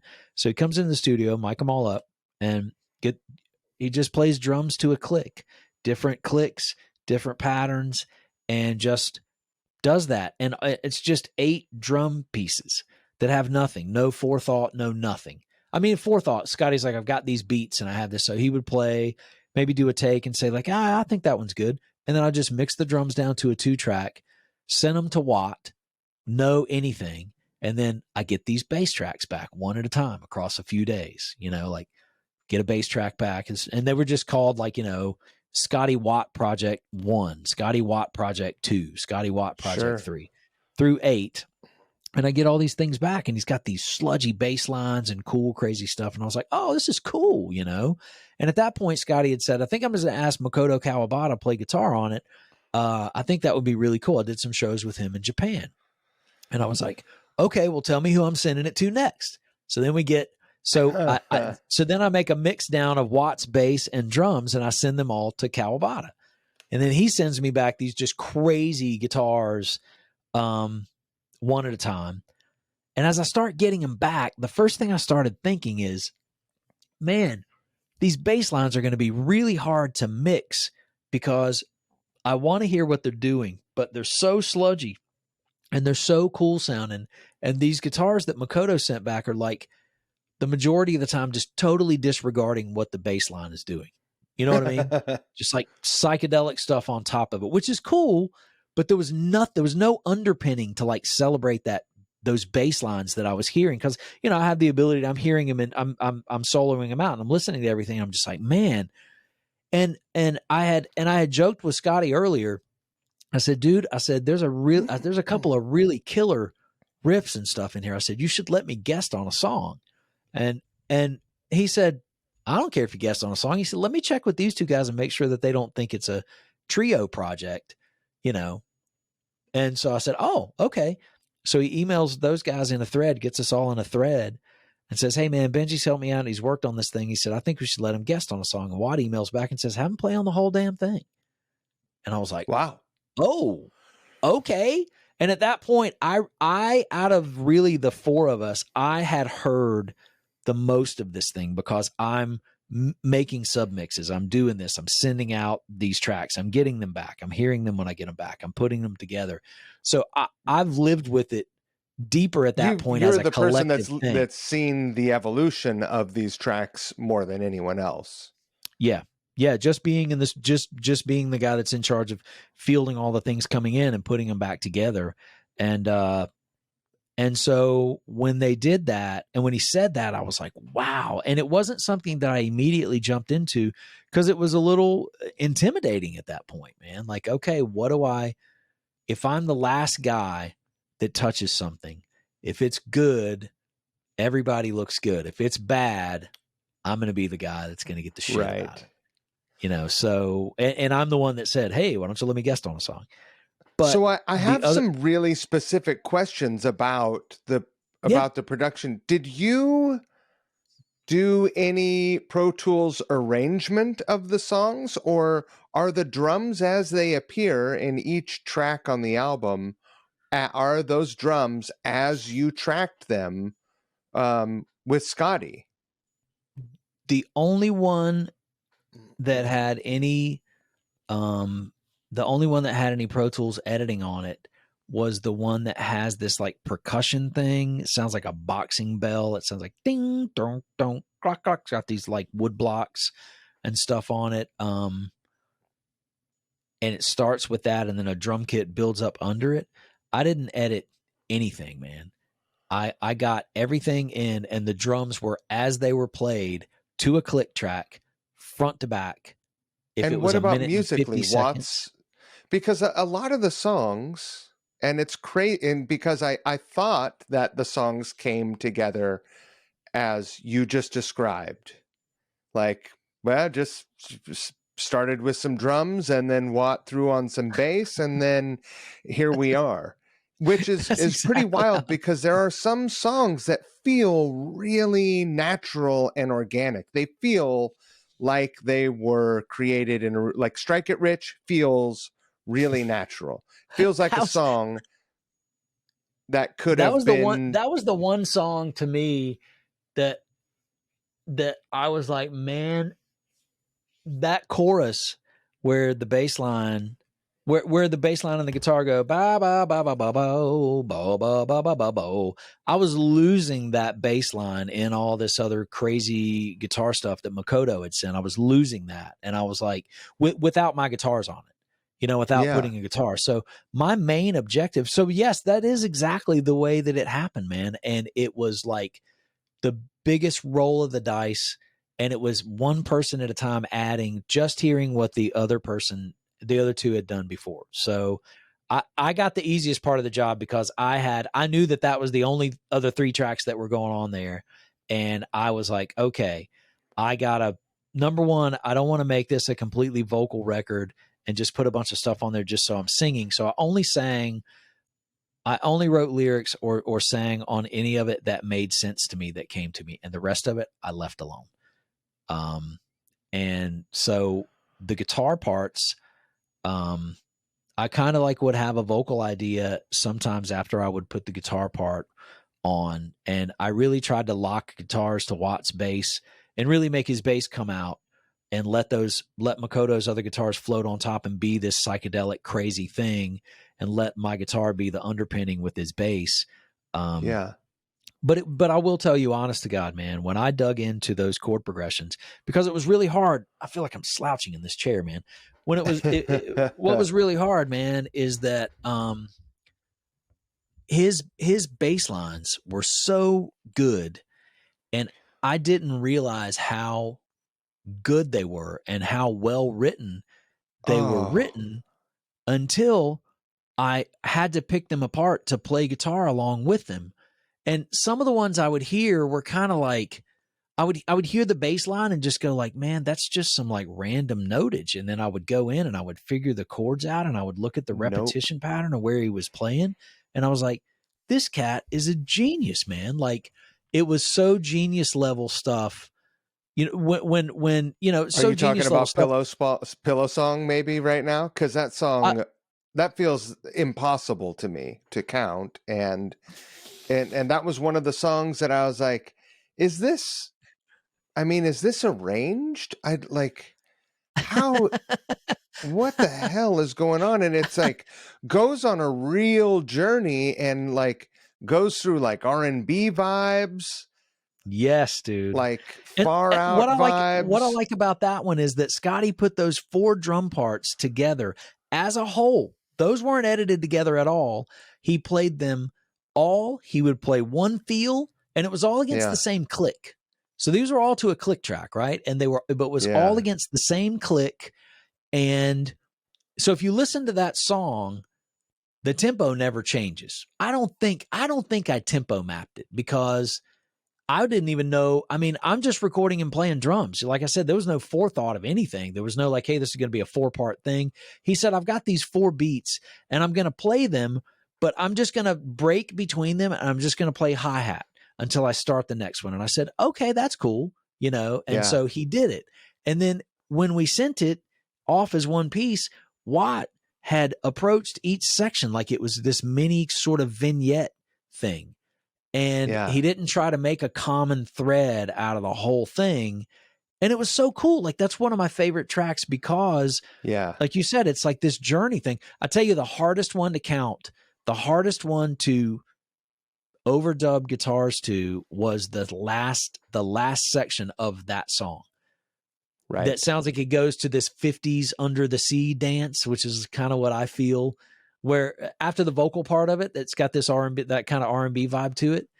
It goes into this like really super chordy thing, and his bass line, that's probably the one you're talking about. You're trying to count, and it doesn't. The count made no sense. I had to watch it on the Pro Tools screen, and I had to write down what chords were coming next, and just get the chords in time. And it was really hard. But then once I heard it as a collective, like once the guitars kind of brought out that bass line and you could really hear the weird timing in it, that's where I was just like, man, this cat is a genius, man. And I mean, it was next level stuff to me when I dug into it. And I know that Watt is he's very unassuming and he doesn't really talk about himself that much about stuff like that. But the fact that he pulled all that stuff together, and then when I dissected it, it was way deeper than I would have imagined just listening to the bass parts on the surface. Really killer. Watt is a real deal motherfucker. Yeah, dude. And No there's joke. a reason he's played with all the people he's played with, because he's great. Yeah. Yeah, dude. And I'll tell you one of my favorite ones. I think it's March of Rain. Mm-hmm. That's got that real militaristic sound and snare drum beat to it. Classic Watt bass. Bum, bum, bum, bum, bum, bum. Isn't that what the bass is doing on it? I think maybe. The no. I'm sorry. That's the beginning of the Pillow song. The chord padding that comes in on that song is that you? That is me. It's beautiful. It's really, really nice. Well, I that's one of the ones where when I heard his bass line the first time and I was trying to figure it out, I was like, this is just some random, just hearing it on the surface as a bass line. I was like, this is just some like random stuff, man. Like I'm not hearing it. And then I saw that there's a repetition to it. And then I see that there's a pattern to it and that each chorus is the same. And then I track down what the chords are. And man, it makes the hair on my arm stand up just talking about it, because as it happened, and you got to understand, I'm sitting here kind of like I'm sitting in this scenario right now. Like the room's kind of dark and I'm just sitting there with my guitar and I'm figuring out, and I'm hearing all the stuff and it's developing all like real time in front of me as I'm recording it. And I'm always by myself when I'm doing this stuff. There's nobody to turn around. Like when I track with Gales and we remark to each other about things, there's nobody, like I'm engineering and playing and there's nobody to turn around and remark to. And I'm just sitting there thinking, does this sound as cool to everybody else in the world as it does to me right now? Like, is it just me by myself that thinks this sounds like amazing? And that chord progression in that song, when it hits that chorus, man, that chord progression that the bass line that he played that dictated the chord progression that I had to play with it. It's like a gospel song, dude. Yeah. It's like an old school, old gospel song. And again, it makes the hair on my arm stand up just talking about it, because when I hear it, people get the same reaction. And that one, to me, when I finished it, it had a Jeff Beck vibe to that chorus, that chord progression thing to it. For sure. I think the song with the marching bass line is that New Eyes for Red King. that you're talking about with the boo doo Oh yeah. doo doo? It was Yeah. that the song you were talking about? Bon up. Is that it? Maybe. I don't Yeah. know. I get the instrumental ones. I get mixed up. I know my cold cereal is getting soggy because that's the crazy one. And I actually had my son play guitar on that. Oh, rad. Yeah, and Yeah, that he is and some definite free jazz moments, yeah, you know. yeah. My son was But in, and I said, "You want to play guitar on one of these tracks on a Mike Watt record?" And he was like, "Sure. What do you want me to do?" And I said, "Just play what just play what you feel, So, but constraints. We were talking about constraints and restrictions on that stuff. Like, we were talking about, we were talking about confining, and how do we so I had restrictions that I put on myself. I recorded my guitar. All those guitars that I played were through this pedal called a JHS color box. oh, sure. I don't know if you know that pedal. It's like the big white one. It's like a Neve 1073 channel strip in a pedal. Right.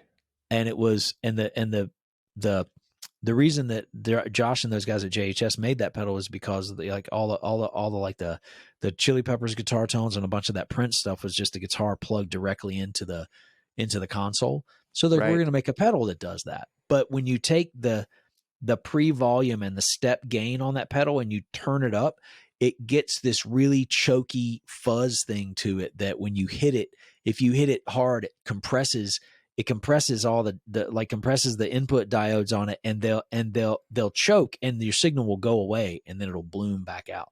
So it does this. So I recorded it with that. I had this one tremolo pedal I used, and I had a Catalan Bred. It's called a Bell Epoch. It's like an Echoplex, Yeah. And so I recorded all my guitars with the Strat and those three pedals, and that was it. And I printed the delay. There was none of what I did. I think I printed all the delays through that pedal, and I never do that. And so I was like, I'm doing it. There's no turning back. Whatever I hear coming out of these speakers when I'm playing and reacting to is that's what's printing and what's going on the record. I'm not going to pull any trickery. I'm not going to be like, and I kind of knew what I was into. I was like, okay, like I hear Watt's bass and I hear how it sounds. Whatever he played in that tone is committed. I'm not having to do anything to it. I'm going to leave it like that. And so I tried to be at least a purist in that, and then writing the lyrics was the easiest part, to be honest with you, because in that world of those three guys, of Scotty doing his Clang Quartet crazy thing and Watt doing anything that he puts his hands on is just could be out there, and Makoto out there times a million. I thought, there's no lyric that I'm going to write on this that I'm going to get back a note from anyone else that's going to say, that's a little too much, man. Right. So maybe some ooh baby babies or something. Right. So I was like, okay, what do I feel? And it just really, I wrote the lyrics and did the vocals just as I felt them. And they all came when if I would get the inspiration for something as I was tracking the guitar, I would track the vocal right after it, and I would not stop until I was done. And some of them took me 30 minutes and some of them took me 2 hours, but they happened pretty fast. And I kind of, like I said, I put restrictions on myself with, this is what I'm going to use for the guitar, and it keeps it consistent, and it, I'm not trying to make a variety album out of it. Like I wanted it to be like, this is what my guitar sounds like on this whole album. Right. So. Oh, that's great. Let me ask you this. Do you guys have any intention of trying to perform? The wild card is Makoto, because he's in Japan, and so getting over here. But I will say, we've talked about it. We've really talked about it. Watt wants to do it. I want to do it bad, man. And we all can make it work. Makoto's scheduled. They're doing tour dates. The reason I keep looking up is my calendar is on my Mac. It's February 21st. I think they maybe have some late spring or summer dates over here. And so if we could really find, a way to make that work, man, I would just absolutely love it. But I will tell you this, I'll go ahead and spill the beans now that we're already itching to do number 2. And amazing. And And I had a date set aside with Scotty last week, which was actually Thursday night. It might have been Wednesday night that we were scheduled to start the drums for this second one, and my wife had her medical emergency, and so I just dropped and canceled everything. But we have that on the radar, and the only thing I'm going to do different this time, I'm going to record his drums just like before. It works great to me, and the only thing I'm going to do, two guitar pedals. Right. I don't know, man. I don't know, but 4 guitar strings. Yeah, right. Maybe I'll play Charlie's guitar on it and try to stay out of the bass range. That would be very limiting for me.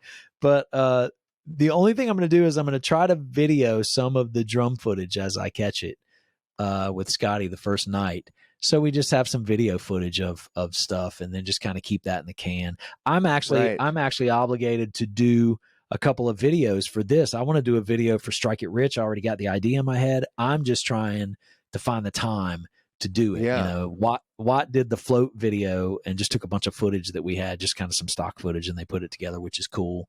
And not stock footage. I sent him a bunch of footage I took with my GoPro of the ocean, you know, and stuff like that. But anyway, any other what other questions? I know you got a ton of questions about the record. I don't want to eat up all your time, man.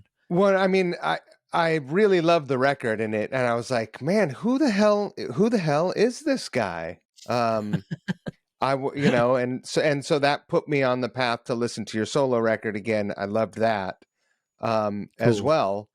I would love it if you sent me some of the other stuff, because what I found is what I found on Spotify. Okay, yeah, I'll send all, because all the rest of the band stuff has different names for the band instead of my name. So I'll send you. Okay, I got probably 4 or 5 records of stuff like that, band records where I'm playing and singing and writing and all that. Okay. But yeah. Outside of, how long did it take from when you got together with Scotty and tracked the drums initially to where we are today, having this conversation? What is that period of time? Oh, wow. I'd have to look at the dates on it, but it's been, I mean, I would say probably a year, man. Probably That's a pretty year. good time. Yeah. Maybe a year, maybe even a year and a half. But I'll tell you, the holdup was me. Sure. The holdup was me, because once everybody agreed to have me, on it, it wasn't that it was necessarily intimidating. It was just like finding that start point. Like, to me, it's like just kind of getting kickstarted, but really kind of working it into my schedule. Because when I start stuff like this, I want to make sure that I've figured out in recent months that I am a completionist. In other words, like, if I can't complete it, I don't want to start it. So if I start on a song, or I even plug my guitar in, it's like, I want to make sure, man, that I've got ample time left in my day, or I've got a couple of days set aside where I can walk back in and finish it. I don't like to start something and then finish it 2 weeks later. It's like, once the vibe and the inspiration hits, I want to have enough time to do that. And my schedule just got really, really, really busy with making other people's records and all that. Sure. And that really kind of taking up all of my studio time. So that was really all on me, man. And I just remember just apologizing to those guys. Like, man, I got to get this stuff done, and I got to get this record mixed and all that. And it was so funny, man. Like, once everything all kind of came together, I don't think Watt wanted to hear it until it was all finished. Because I said, I remember sending an email out and just saying, I think I've got one song done. Should I send it on? And Watt was like, Brother Benjy, I don't want to hear any of it till it's all done. And I was like, okay. So he's a completist as well. Yeah, dude. And so I sent it to him, and then I'm kind of waiting. I'm like, all right, Scotty knows me, I've played with him for years, so I'm not going to get anything from him, that's going to say like, oh, this doesn't work or something like that. And Watt started sending emails back after listening to the tracks, and I was blown away, man. Like, it's so funny because he was flipping out over that Strike It Rich song. He was just like, Criminy, just kept saying Criminy. my God, criminy. Like, it's like that track. Oh my God, you know? And I was like, really? You know, I'm like, the cat that played for the Minutemen is telling me this. Like, you know, the I mean, guy that plays with it Iggy doesn't Pop. come Like, across. It doesn't come across like it came together in the way that it did. It feels very natural and organic, and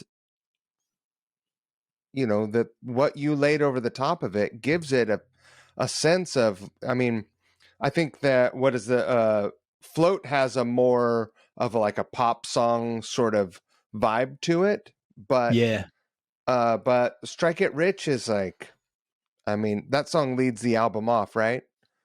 I think so. Yeah. Yeah, I think so. Couldn't you know, perfect. I mean, you guys really, you know, whatever the magic is, it's magic. That's cool. It's what Santa uses. You guys did. It's like the old I Cheech and Chong thing. A little bit for Santa Claus. Man, you don't know how much I appreciate that, man, because I hear it and listen to it, and I think the same way. Like when I write and I do stuff like that, I'll stop in the middle of writing something if it doesn't work, and I'll amend, and I'll revise, and I'll trim, and I'll fit, and I'll rewrite and stuff like that. And it's like these happen so fast, man, that I was just kind of like, does this sound as cool as I think it sounds? You know, like this sounds really Right. cool to me, you know, and I'm as strict on myself as I am on people that I'm producing. I'm probably even more strict on myself, you know, like, and won't let stuff out if I don't think it's right, you know, if I don't think it's like completed, Sure. like we were saying. And these, like, right off the bat, man, I was like, it just started happening, and I just kept kind of chuckling and doing it and kind of laughing and kind of like, this is cool, you know, and and as I did them, I was just like, I would just laugh to myself because I couldn't believe how well it came together. And when I was doing, I think Strike It Rich was the first song that I did where I was like, and I think I approached, from what I remember, I think I approached each song vocally, like after I finished the guitars. If I felt that there's going to be a vocal on this song, it was like, it was then. It wasn't like I did it and went like, hey, this is a great instrumental song, should I put some vocals on it? Like if it hit me, it kind of hit me, and I did it all. Like I think I did all those guitars and vocals within the span of 3 or 4 days, maybe. And speaking of like interns and educational program, I get interns from some of the universities and their recording programs that are around here. And it was funny, man, because when I was doing Strike It Rich, when I was writing and recording Strike It Rich, you know, I had a mic set up right in front of my Pro Tools rig, just like if I would just have one here. I have one of these SE, these reflection filter things around it. And I have normally one I'll go in underneath my my desk booth. here. Yeah. Oh yeah, yeah. And normally I'll go in my vocal booth, and I'll have somebody else run Pro Tools, have an intern run it. But I'm just like, I didn't want anybody to have even any hands on it besides me like that. So my intern sat on the couch behind me, and I just kept laughing and writing and tracking. And I was like, this is great. And I was counting with that song. The hardest part was counting out, because once the first verse, I was crossing my fingers that I didn't have to do any Pro Tools editing to lengthen it, because once the first verse, and that was part of Scotty and Watt's genius in arranging this, is they're counting this thing. And this was all arranged, man, by Scotty's drum track, because he played it all on the fly to a click, no other Right. reference. And he arranges this thing that's got a perfect 2-bar intro to a vocal that has the same count that the next verse has, that says the same count that the next verse has. And Well, when that's a drummer that's been paying attention, isn't it?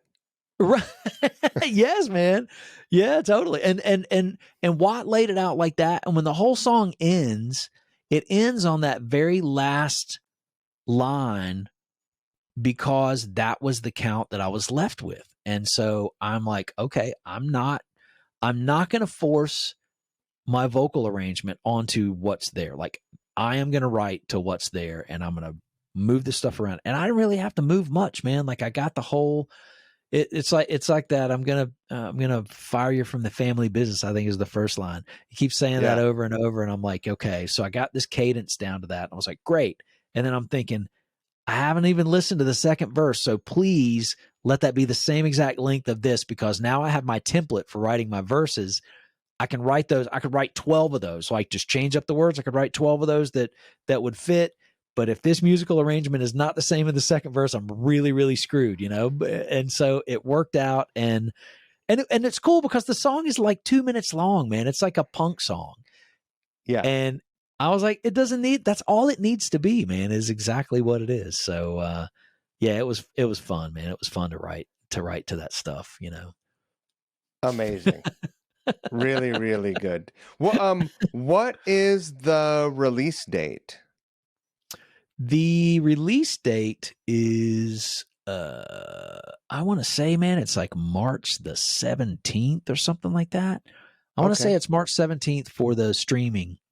And then the vinyl, I want to say there was a hiccup in the vinyl where it's going to be April, like mid-April, first week in April, something like that, for the vinyl. But I think that I think when you order the vinyl, you get the digital download through, however, Michael at Broken Sound Tapes, has, or Broken Tape Sounds, whatever it's called. I get those two words mixed up in the label, but the label guy, however, he's got it set up through, I think it's set up through Bandcamp is how he's doing the vinyl orders.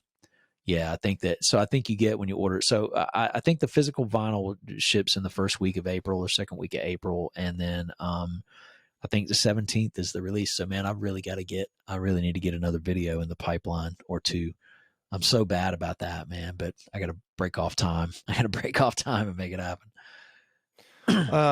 I'll make sure to talk about the release date in my intro for the podcast, just so that if someone doesn't make it this far in the journey with us, that's on their radar. So that just double check it for me. It's in. I will do. Did they send you that one? Did they send you the one sheet for everything? They did, for sure. Yeah. Yeah. Okay. Cool. Yeah. Cool. Man, dude, I'm glad you like the record, man. I'm so glad to hear you say that, because I loved it. Yeah, that's cool, man. I really did. Appreciate that. I want to wrap it up. I really appreciate you giving me so much of your time tonight on a school night, no less. I'm so glad that you're on my radar, because, you know, before, that's one of the beautiful, you know, I never wanted a podcast, but here I am. Hey, there you go, man. And yeah, I'm really, really, really glad. If I'm through your area occasionally, and when and if I'm down that way, I'll give you a shout. Dude, please do, man. Just hit me. I'll send you through Instagram. I'll send you just my email and my contact info, man. And don't hesitate to reach out about anything, you know, guitars. Or, I mean, I see you've got your guitars. Is that a Hamer Steve Stevens behind you? That, you know, that's a keen eye you have there. Thank you, sir.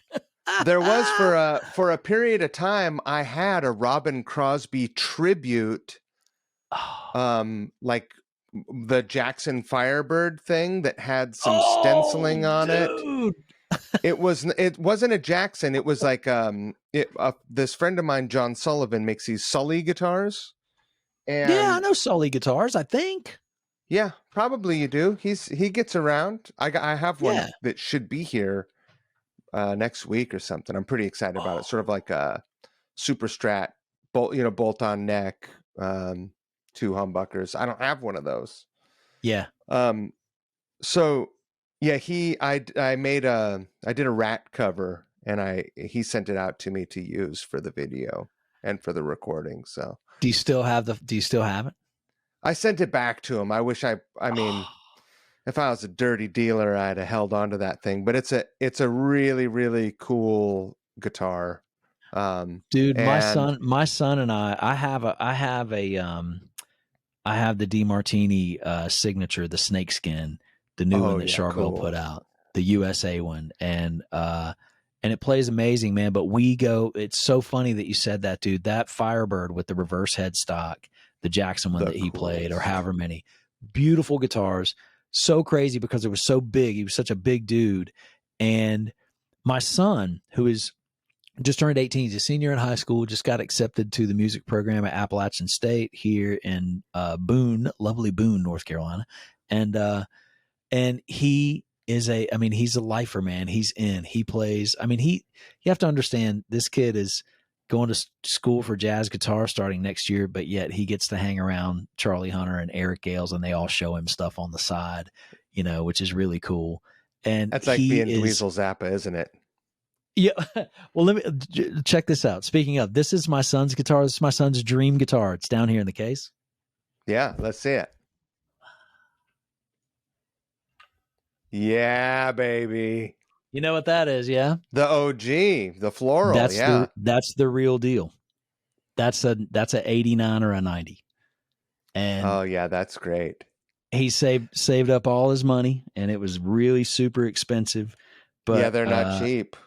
He wanted it because of the collectability of it, because they're all kind of like one-offs because of the pattern on the fabric and all that stuff.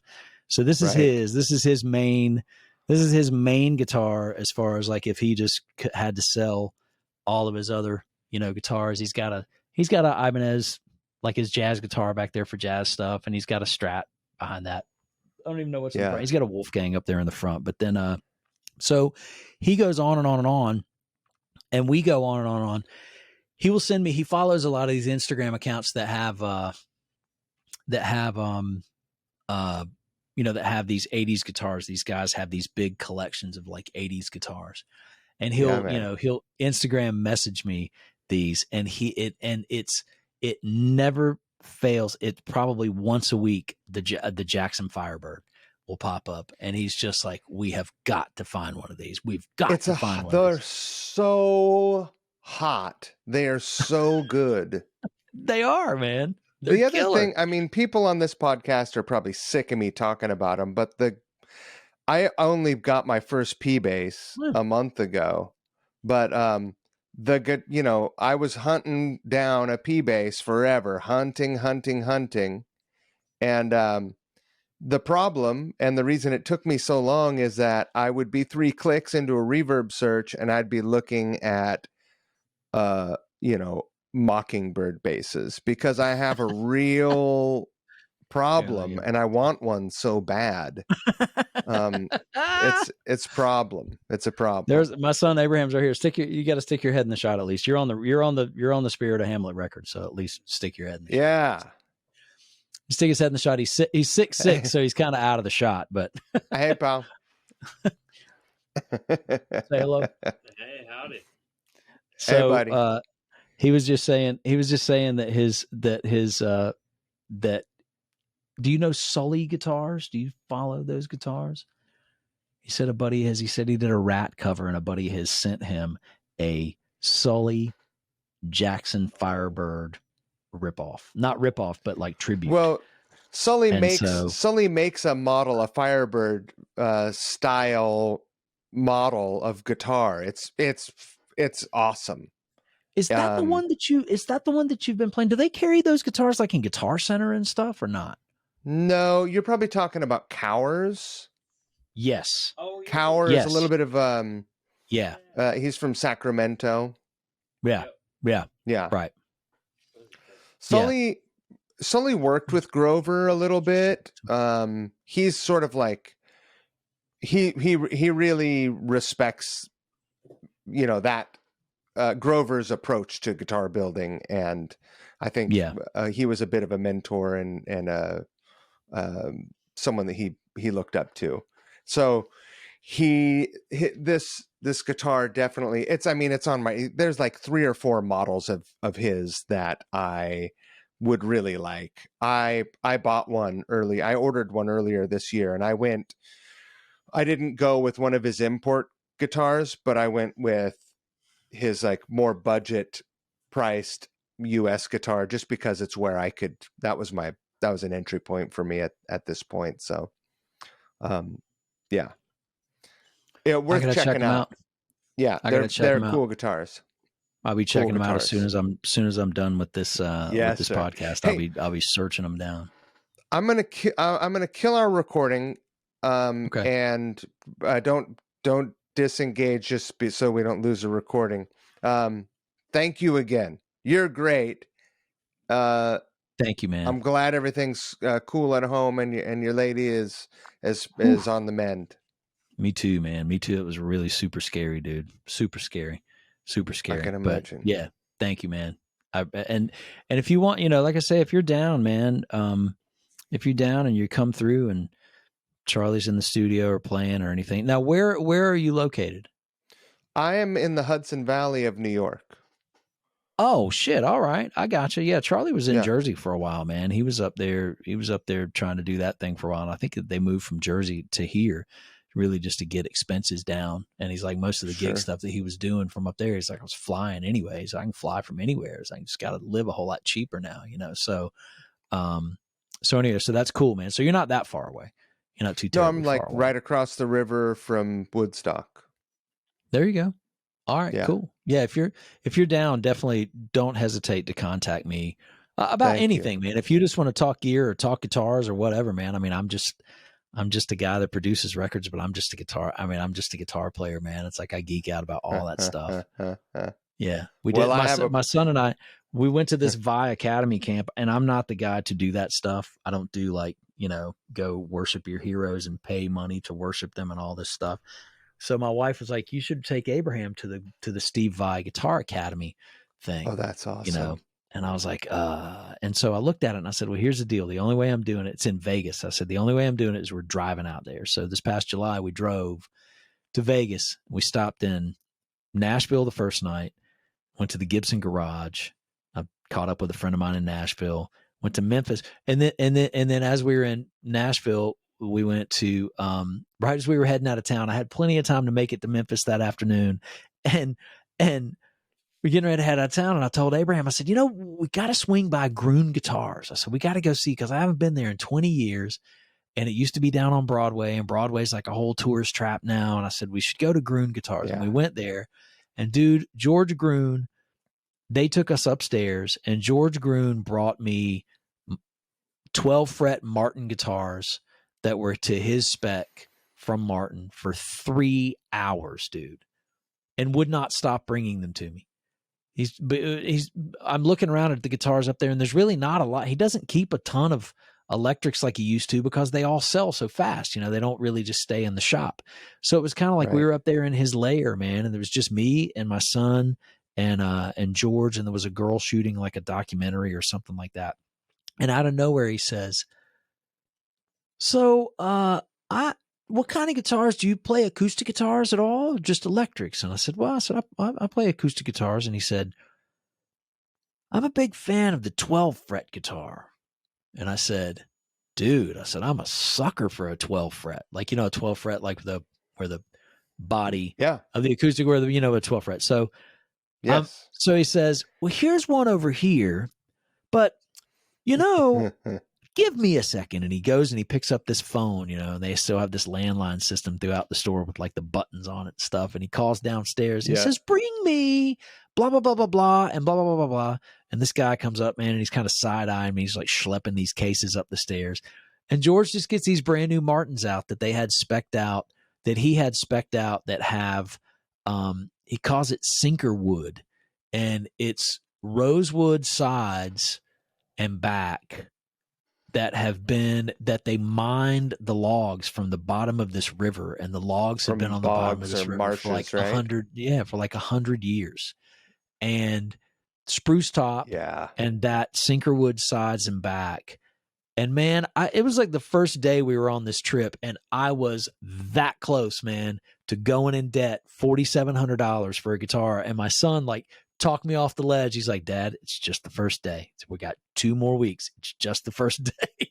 And so for those guitars, they were so incredible, dude. And so we did that. And then we went to Memphis the second night, or second day. And then we went to Oklahoma City, and Charlie hooked me up with Robert Keeley and their artist rep, Aaron from Keeley Guitar Pedals. And dude, they took us on a 2-hour tour of their factory out there, and it's unbelievable, man. Like that, I knew their pedals were great, but he's a cool such dude. Cool guys. I'm sorry, what did you say? Super cool. Cool. Just very, very cool guys, man. Yeah. And so we So we got the royal treatment there, and they're really cool about putting pedals in the studio, and they know, man, like if they put pedals in the studio, people come in and they play them on. Yeah, I'm starting to amass a nice pedal shelf of good stuff, and I have a deal with them now, and I have a deal with the JHS guys, and they know that if they put the pedals in there and guys come and play them on records, when you play a pedal on a record and you hear it in the context that it's intended to be used, it's different than playing it in a guitar Gotta center. have it. Yeah, and they snap And you pictures and gotta they just have go it off and too. buy them. Yeah, yeah, man. Right. So, but yeah, so if you need, man, when you're in this area or anything like that, or you just want to geek out about guitars, I'm 100% that guy, like every day, man. I hope I don't make you regret that invitation. I want to see nothing but DMs of Jackson Firebirds across my phone. I had an opportunity. Boy. I didn't have an opportunity, but after, you remember when grunge all kind of set in and all the guitars like this, you couldn't give them away, man, because they weren't cool anymore. And they were $250. They were $200. They were, I mean, there was a white Jackson Firebird with a blue design. It might even have been a blue dragon on it, and it was at a Mars Music in Raleigh. And I'm gonna tell you, dude, that guitar was probably $350, and I didn't have $350, just like I didn't have $1 million at that time. And if I'd have bought it, I'd have been sitting on a pretty good chunk right now. I would never sell it, but right. So, and I will tell you, now that you're into guitar stuff, man, like that, the guitar, when I say my Strat that I played on the Spirit of Hamlet record, it's actually it's about a 80, might even be earlier than that, Charvel pre-production. It has a gold blank neck plate. It's a pre-pro Charvel Strat. Oh, wow. Yeah. With the original, it's got the teeny tiny logo on it. Strat headstock. It's got the neck on it, that they're famous for, with that kind of flat thing. And it's got 3 single coils in it. No humbucker. It's got 3. I changed out the pickups and the pickguard in it later on. I think I have Lindy Fralins in it, but it's just a cream colored body and that Charvel neck and the original crown shaped tuners and square jack plate. And it's like, and I bought that guitar during that Nirvana time. I paid like $300 for it in a music store used. That's it, man. Yeah. You could get a 3-bolt Fender back then for $100 a bolt. I know, right? That was the deal, man. $100 a bolt. I know, right?